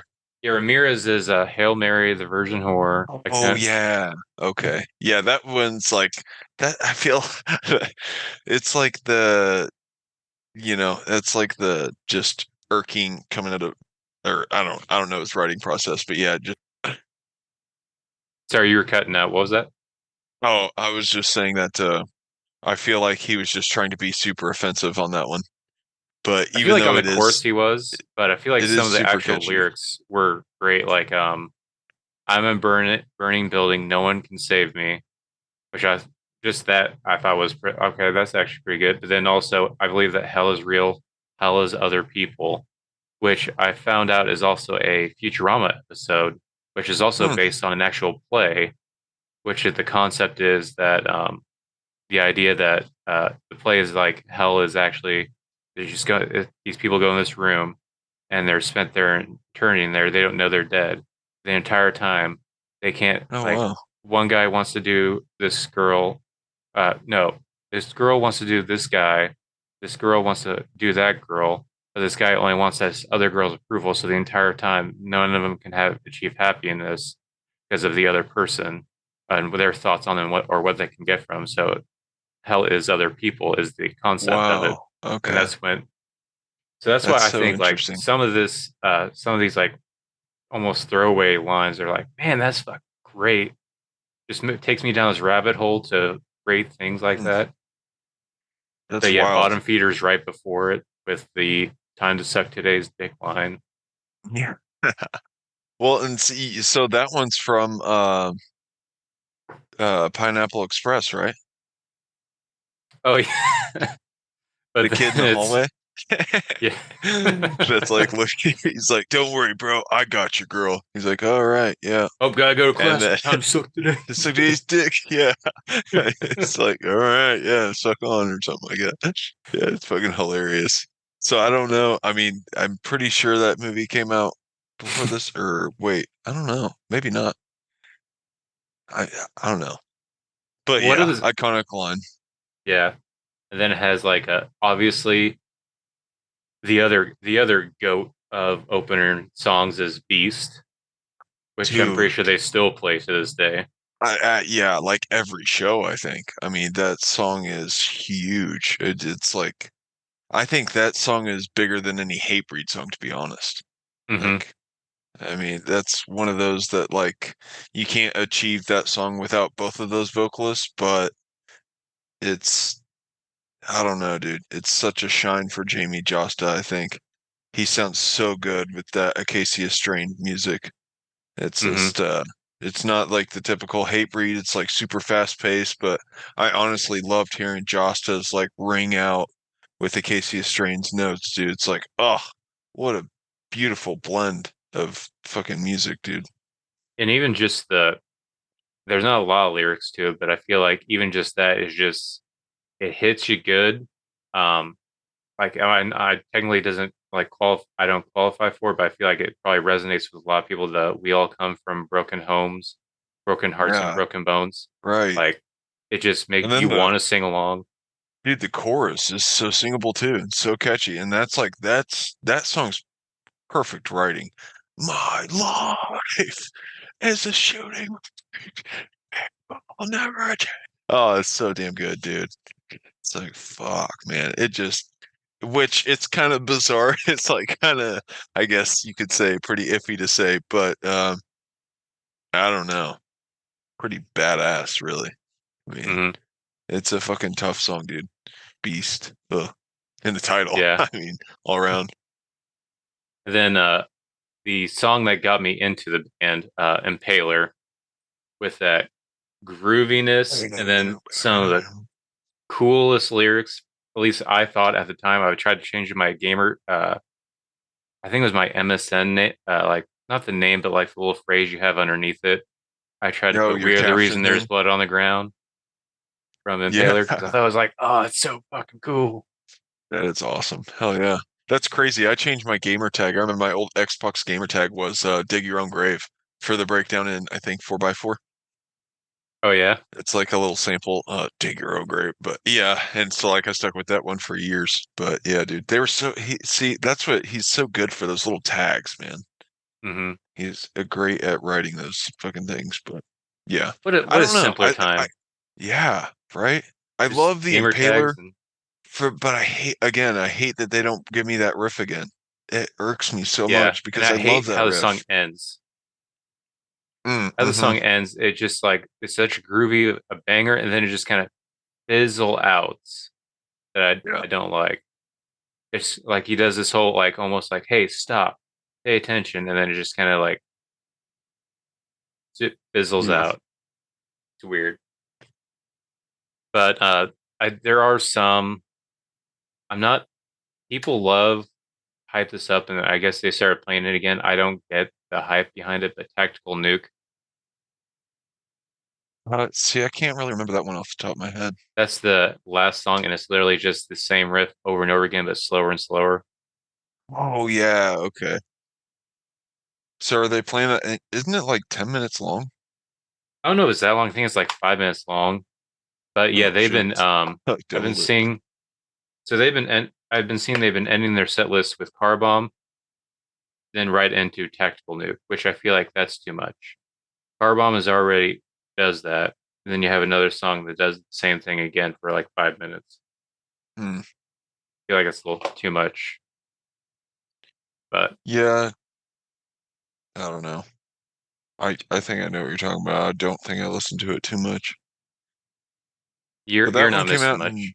yeah, that one came out in 2010. hmm So that was 2 years after Continent. And then yeah, and then Death is the Only Mortal, Come of Which Great Bloom. They've been on a pretty consistent span of releases, man. They're on that Yeah, 2, 3 year mark. They don't really skip a beat. It's pretty sweet. I'm all here for it. And then 2019, I think this is a okay spot for It Comes in Waves. all right. So I can see a pattern, and I think me and you are probably on the same pattern of thinking when it comes to this. So this is where, in at least my opinion, and it looks like you're probably in the same opinion. So for the longest time, it seemed like Acacia Strain was kind of they seemed like they were in their own comfort zone. Like they had a few changes here and there, but this is really where shit got serious for them, and they actually felt like they took a drastic change. Like we're gonna actually try something new.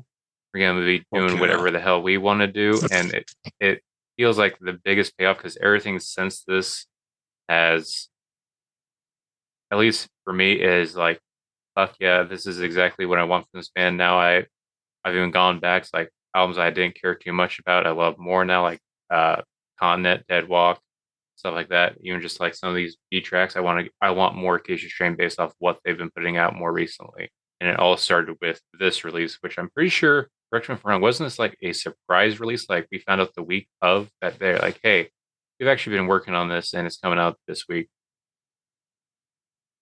It was a day.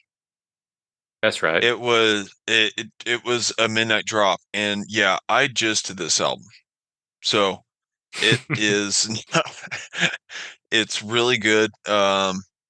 Yeah, man, it makes me jizz, but no, it's it not really, but yeah, no, it comes in waves. Sorry. All right, I'll quit. But it's awesome, dude. It was such a great, wonderful surprise. And like the album art too, they got very um I just think interesting.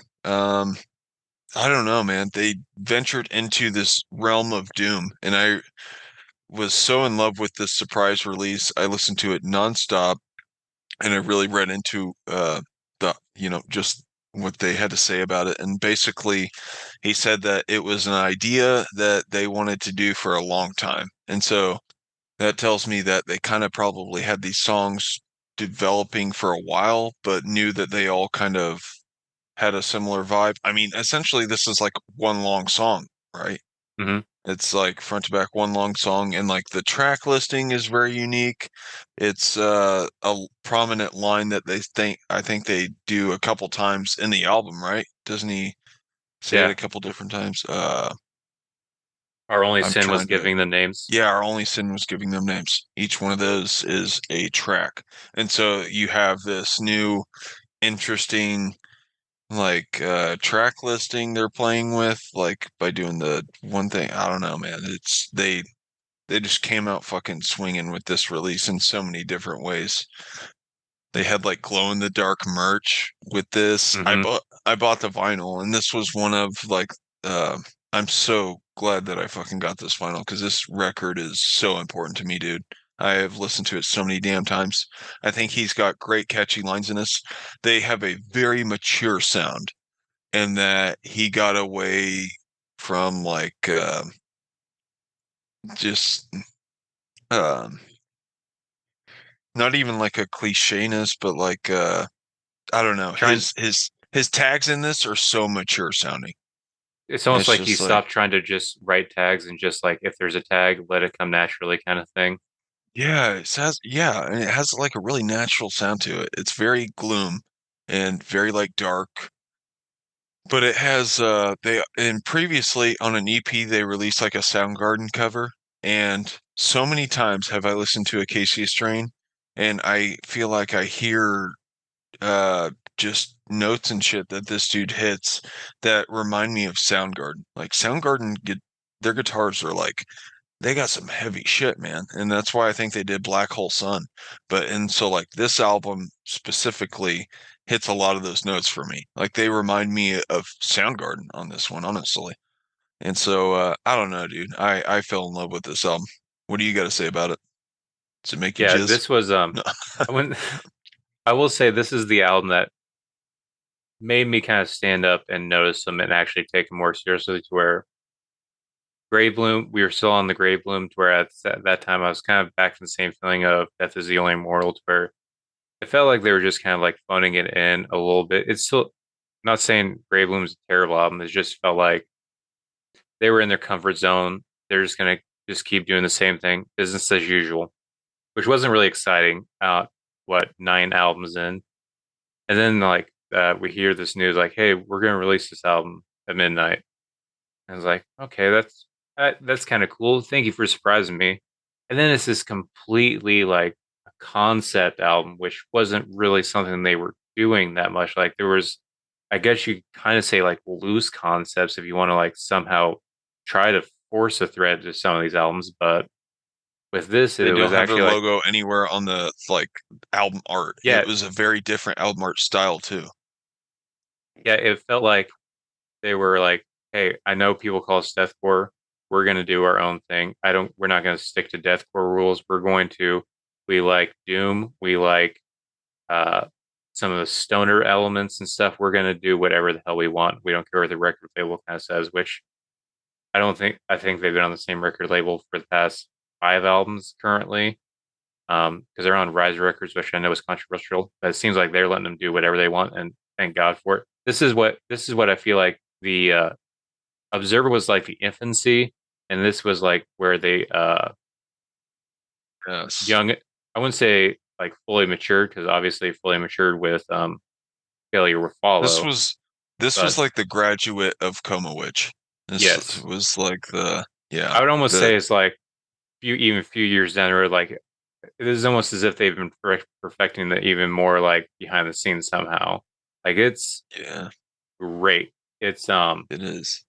it has a I great think it was concept a that still I sits think with it the was a Acacia Strain lore and stuff. collaboration with a what's it called? Closed casket recordings, Hmm. maybe. Yeah, And so I don't know if that's a separate deal from the record label because I think that that would require them to record with yeah, them and I or think, but even with that, I feel like they would still need the record label's permission, which I feel like Rise seems to be letting them do whatever the hell they want. So either way, they would have to have their record label's permission to do that. I'm pretty sure. interesting. I didn't even realize they'd been on the same record label. It started with, I want to say, Coma Witch, because I remember it was a big deal. It was when Attack was still around, because I watched the videos like, hey, just some news we got on Rise Records. I don't want to hear any bitching. Don't worry, we're gonna still be the same. hateful, spiteful, angry sons of bitches. We're not going to put dubstep and bullshit in our music. We're not Attack Attack. We're not Of Mice and Men. We're the fucking Acacia Strain. Let's go. And want to say it was like, it was either Death is the Only Immortal or Come Wish. One of those is when they made the switch to Rise Records, which at the Huh. time was very much that metalcore, post-hardcore, dubstep. Like that was all the bands. This was the heaviest band on that roster. But yeah, uh, I'm glad they.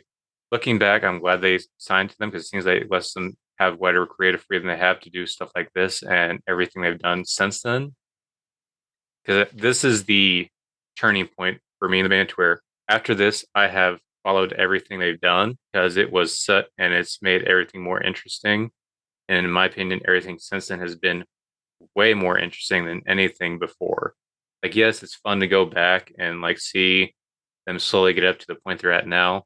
But this EP or album, whatever you want to call it, was the turning point in my opinion. And it itself is a good listen. It's great concept. It makes you great lines like some about I remember originally thinking it was about slowly getting depressed. Like there's some feelings like it does make you feel like he's talking about depression, but he's talking about it feels like almost like existential because he's talking about like was it gods coming back and like cursing us somewhat. I remember you were talking about it. Yeah, it's something about some you know, basically like interdimensional god being thing that it's like this. And I believe that's the character like you see on the album cover. So it's got this like theme of this like I don't know. I think our only sin was giving them names. I think he's saying that God is the sin. I don't know, dude. I don't uh it's a weird concept, I know that, but they didn't and that was the thing is I guess it's mostly concept driven from what I remember reading, but it's been a while too, and I'm feeling myself now, so Oh man. yeah. But I love this album, dude. I can listen to it front to back and be thoroughly impressed. And that's the thing about it is I can't stop it. I can't. Mhm. Once I feel like I start this album, I gotta finish it because I love every single bit of it, dude. I think it's so catchy. You can really sing along to his chants. He's got like a lot of chanty fucking tags in it, per usual. This is when he really started stepping into those, I think.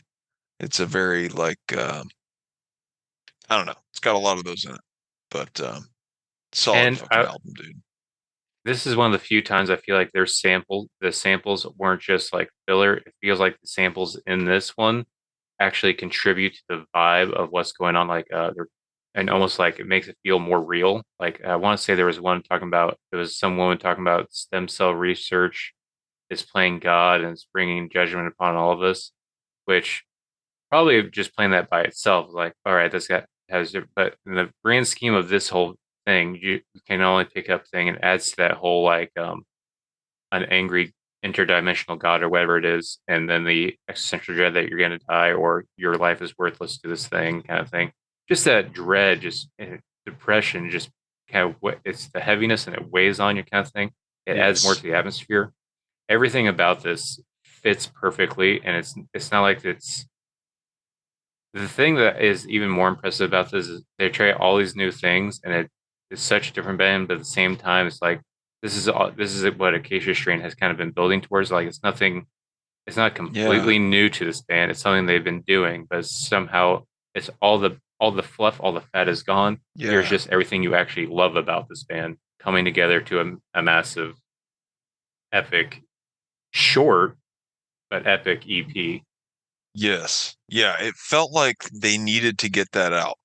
And like, I don't know, man. I'm so grateful that they did because I fucking fell in love with it. It's such a great sound. It was a surprising sound. I just remember being so caught off guard by it, but dude, it got me instantly hooked.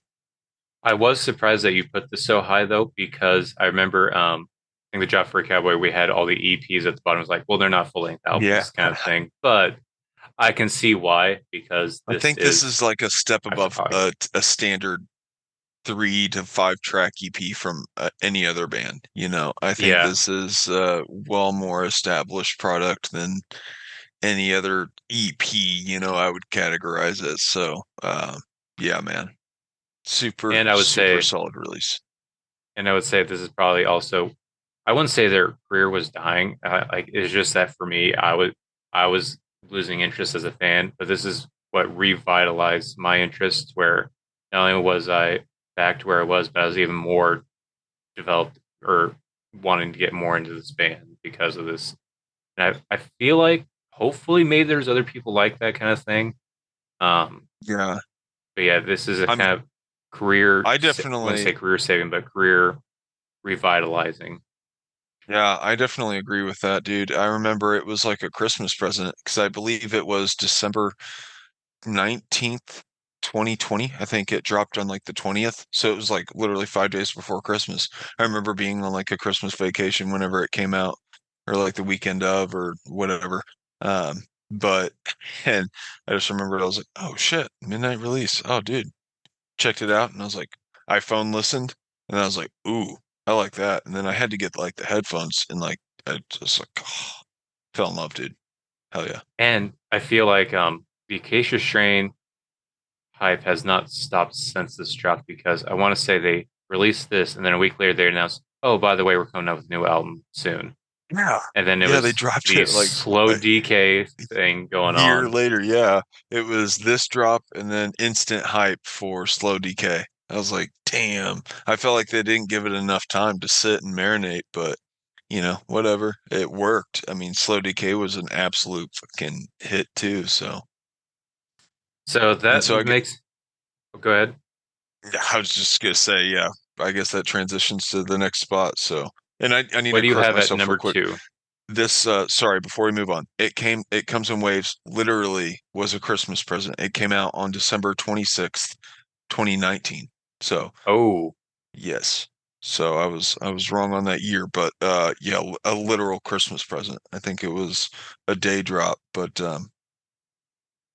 great gloom for Christmas time.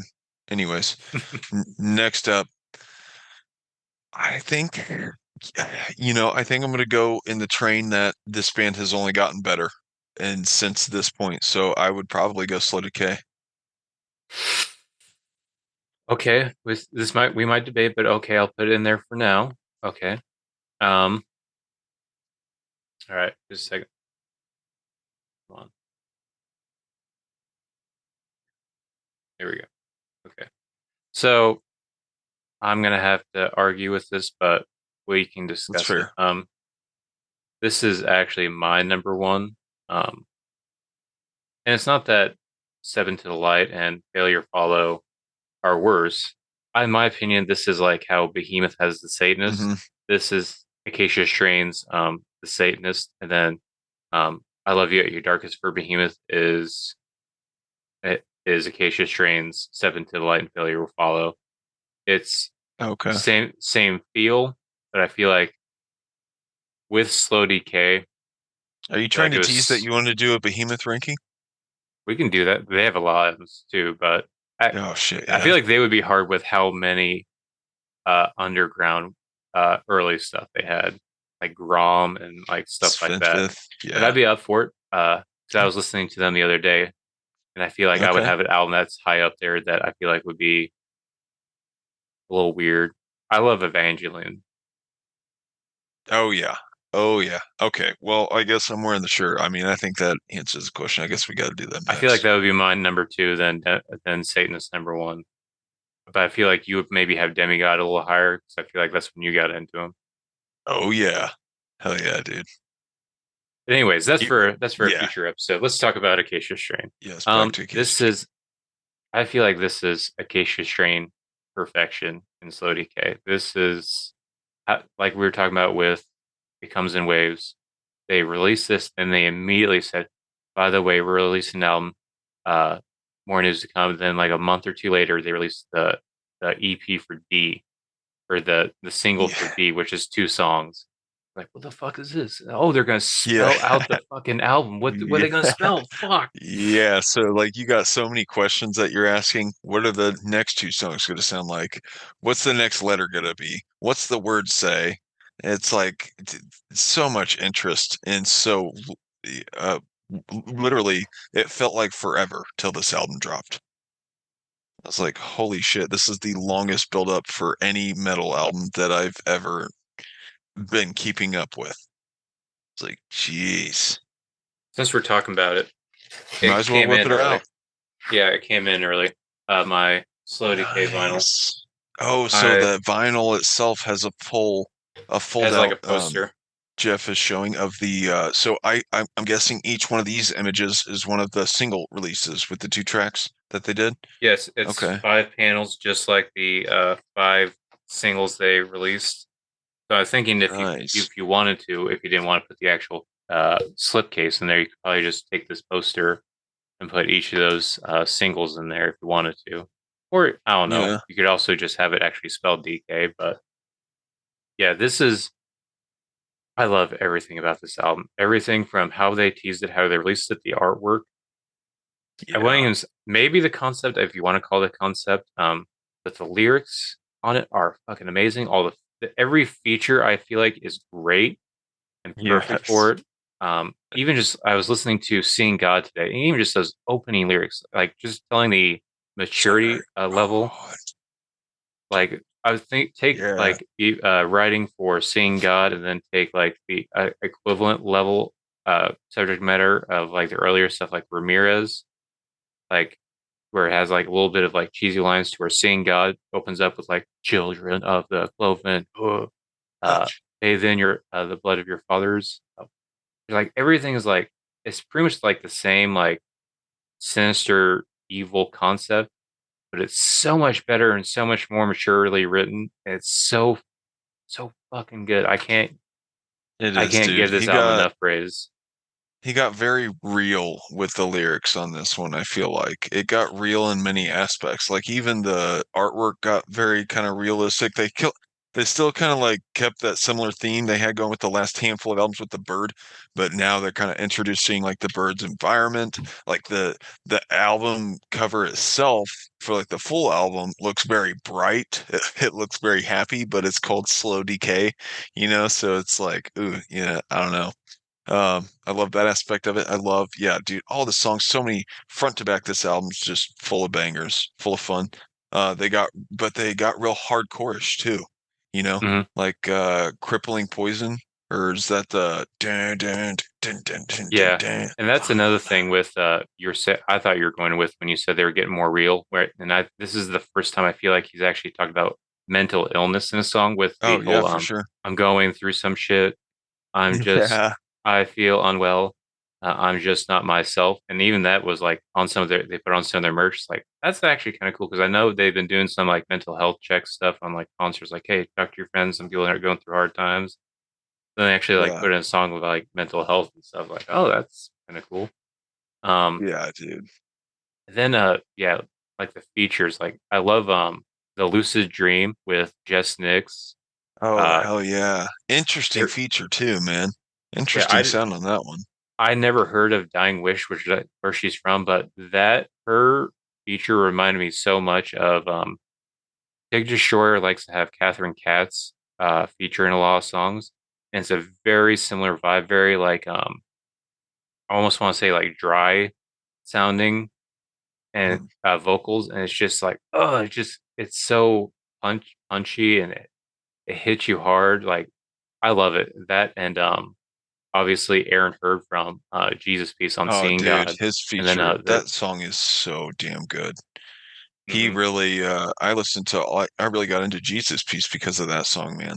And that's what I loved about this album is he picked his features were like pretty underground fucking bands. Like I had no clue who they were.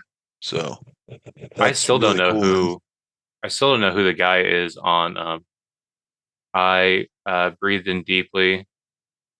Uh, I breathed in Oh, smoke. smell the smoke or yeah, breathe in the smoke and Zach Hetfield. I don't or hey yeah Hetfield. I don't know who he's from. And that was another weird change up was the that weird song where it was just moody, little out. It was short, just kind of moody. Yeah, I think, I think I remember. Yeah, they had odd transitions, but for some reason it worked. Like they hmm kind of had similar, they kind of brought vibes of It Comes in Waves into this and like that distant echoey guitar kind of thing in spots, but I don't know, man. It's definitely yeah. different from that album, And then, but um yeah, I don't know, man. But definitely well polished Acacia Strain here. hmm and even just some tracks that it seems like they've already have some tracks on here that are uh have become set list staples. Like I see Chinemaster on Oh just yeah. about every show they play, and So I think is that it's like a Trump reference? Like China Master? is that what That's what that I thought. is? Yeah, I think it's China Master. Okay, that makes sense. So I mean, I didn't I had don't no idea. I don't know, but like I love that song, but like that's another it's like a great Acacia Strain aspect. I think it's like them kind of going back to their roots of like being goofy, like the whole fucking goofy implementation that kind of shit that they do. Like the video Send Help, it's a very stupid video, but like, hmm I think it's just a lot like the fun. But I think it's China Master. I don't know. I don't That's how I've know. always read it. I I always just just always think assumed it of was Trump. a I always assumed it was a Hindu thing because the only they had a Chinema. It was sure there was supposedly just like Chinamasa, and it had like Hindu art on it. It was I want to say who's the it was like a someone was cutting their head off and like a fountain was coming out and it was feeding these other mouths that were below it kind of thing. I want to say it Huh. was some kind of like Hindu god. I don't know. I don't know if it is Hindu related or maybe it is China Master. Um, Another thing I love about this is the how they opened it, and they opened Seven to the Light almost the exact same way, to where it's kind of quiet, then all of a sudden just Vincent screaming, just like Yeah. painful, like I want to get this message out as hard and painful as I can. Uh, yeah, I love everything about this album. So for Yeah, me, dude. this is my number one. I have the other one number two, but we can get into that album when we get to it. Yeah, so yeah, man. I mean I think that's it for me for Slow Decay, but yeah, hell of an album.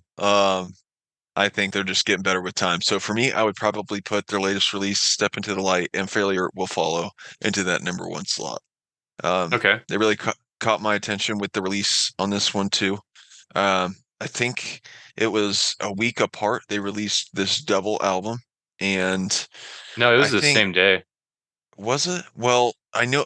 So I know Spotify was a week delay on the second half, Oh, okay. I can see and that. 'Cause I I didn't know why, but I think that kind of fucked up there. But maybe that's just my I think it was maybe it because could just be that app. I don't know, but so I uh, pre-ordered both of them and I got both of them the same day and I got a thing that there was some Spotify like some of the features oh, okay, they originally had on the album that they had to take out, okay, and it was purely for I think Failure Will Follow was the feature issues they were having. yeah.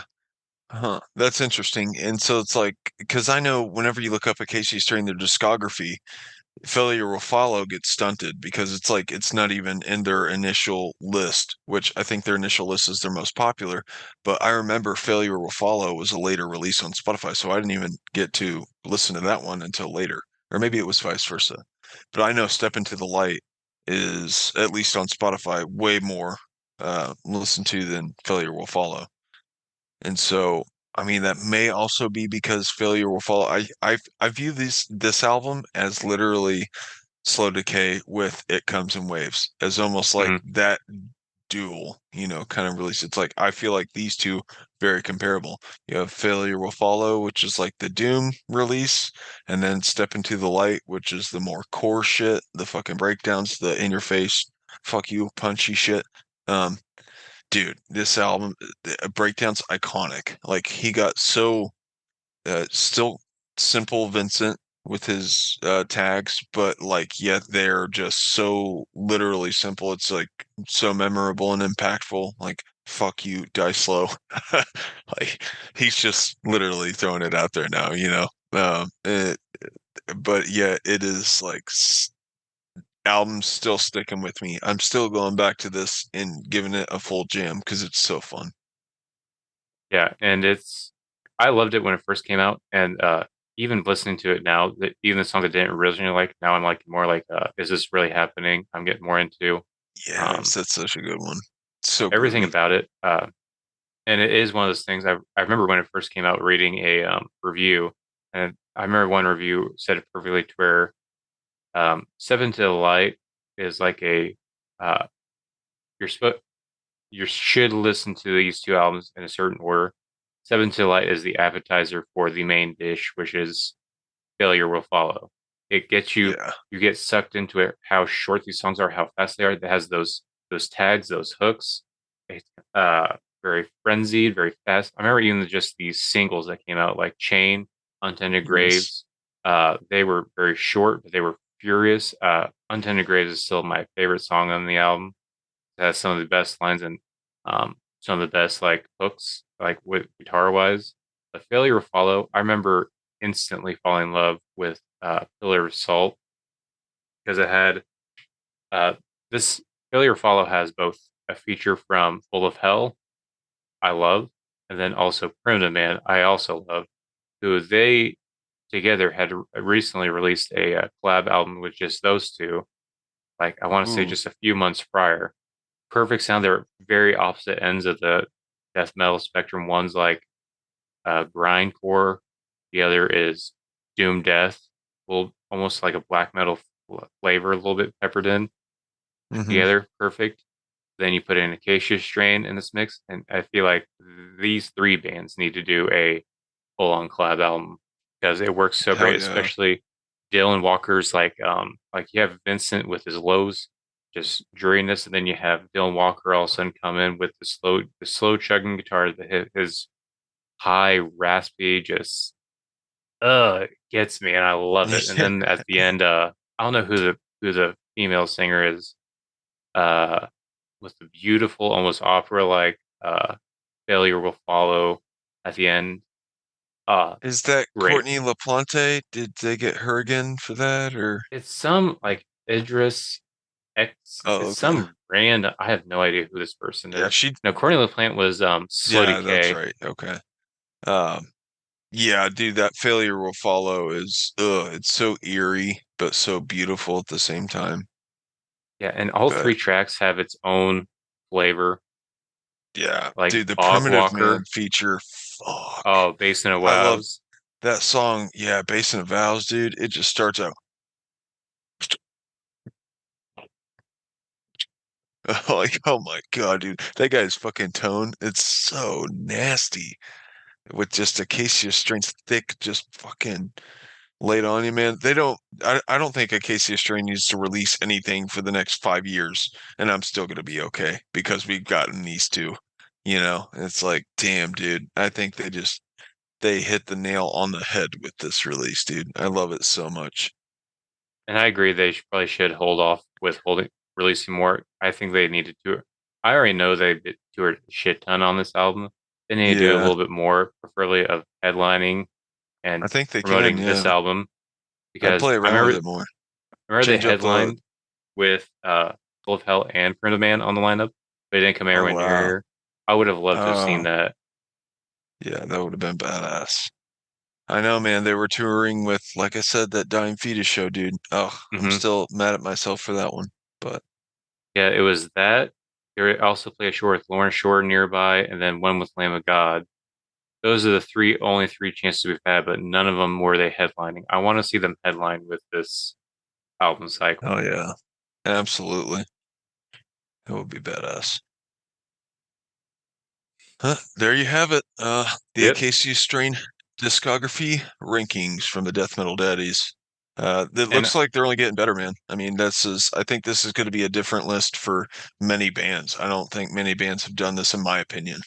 no, and So this isn't like a recency bias either. Like this album came out last year, and we're still like, man, this is an amazing fucking album. Like, look at yeah, all the other absolutely. album rankings we've done. We've never put the newest releases at number one, which for this Yeah, one, their three newest releases are our top three.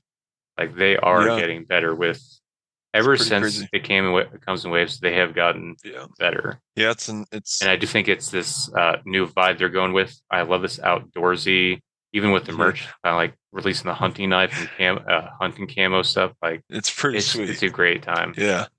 Well, and even the meaning behind the album covers of this recent release, like you have the um sorry, Step Into the Light. It's like this bird feeding the chicks food, and nurturing, and then the failure will follow is this buck dying, and you see the bird is getting its food from this buck. It's the cycle of life, dude. I don't know, man. How cool is that, dude? It's just so Hmm. sweet.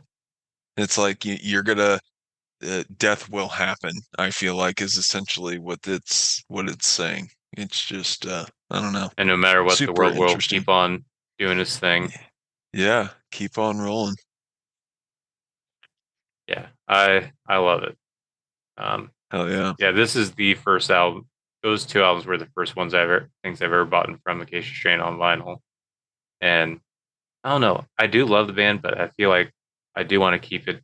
Right now, it is only the Nature albums I have, and I kind of like it that way because it is. I feel like listening to it on vinyl, it does feel like there are one of those bands that do take care of how they mix it to where it does sound slightly different on vinyl, to where you can hear this is here, this is here. You hear more attention to detail with them. So I would Yeah. prefer. I love this band. I love these newer tracks. I'm excited for what they do in the future. Hopefully, they keep on this train, but at the same time, don't get Yeah, complacent like they have in the past. for As long as I sure. don't change it too much, because I do love this I think era. they could even do like a live album next, to be honest. That would be interesting. Hopefully, I don't know. I hate live albums. Yeah, Um, I mean, to be honest, I never buy them, but Slipknot is the one band that I can actually listen to. It's on their All Hope Is Gone. It's at the end. They did a live show on that album, and it's actually pretty tolerable. Now, I say it's pretty tolerable because that 9.0 that they released, I thought like the audio, like Corey's takes on that. Sorry, I'm getting really off rails here, but um, anyways, I was interested in that. Sorry, I got to piss again really bad. they're good. Sorry, didn't want to put you through that last pee break there, but I literally I was I was at my wit's end. I was like doing the dance over here, man. Could not I sit gotcha. still. I gotcha. Yeah, that I think that wraps up Acacia Strain. You got anything more to add? No, I don't think so, man. Fun discography there. That band is super interesting. I'm excited to hear what they do that see what they do next, but I'm in no rush, dude. Like I said, Yeah, I'm happy with where they're at yeah, they need to ride this train a little bit longer. So, for sure. all right, you are up next for picking what we do next for album rankings. Yeah, fuck it. Let's do Behemoth. All right, let's do it. All right, all right. Until next time, Death Metal Daddy's out. Death Metal Daddy's out.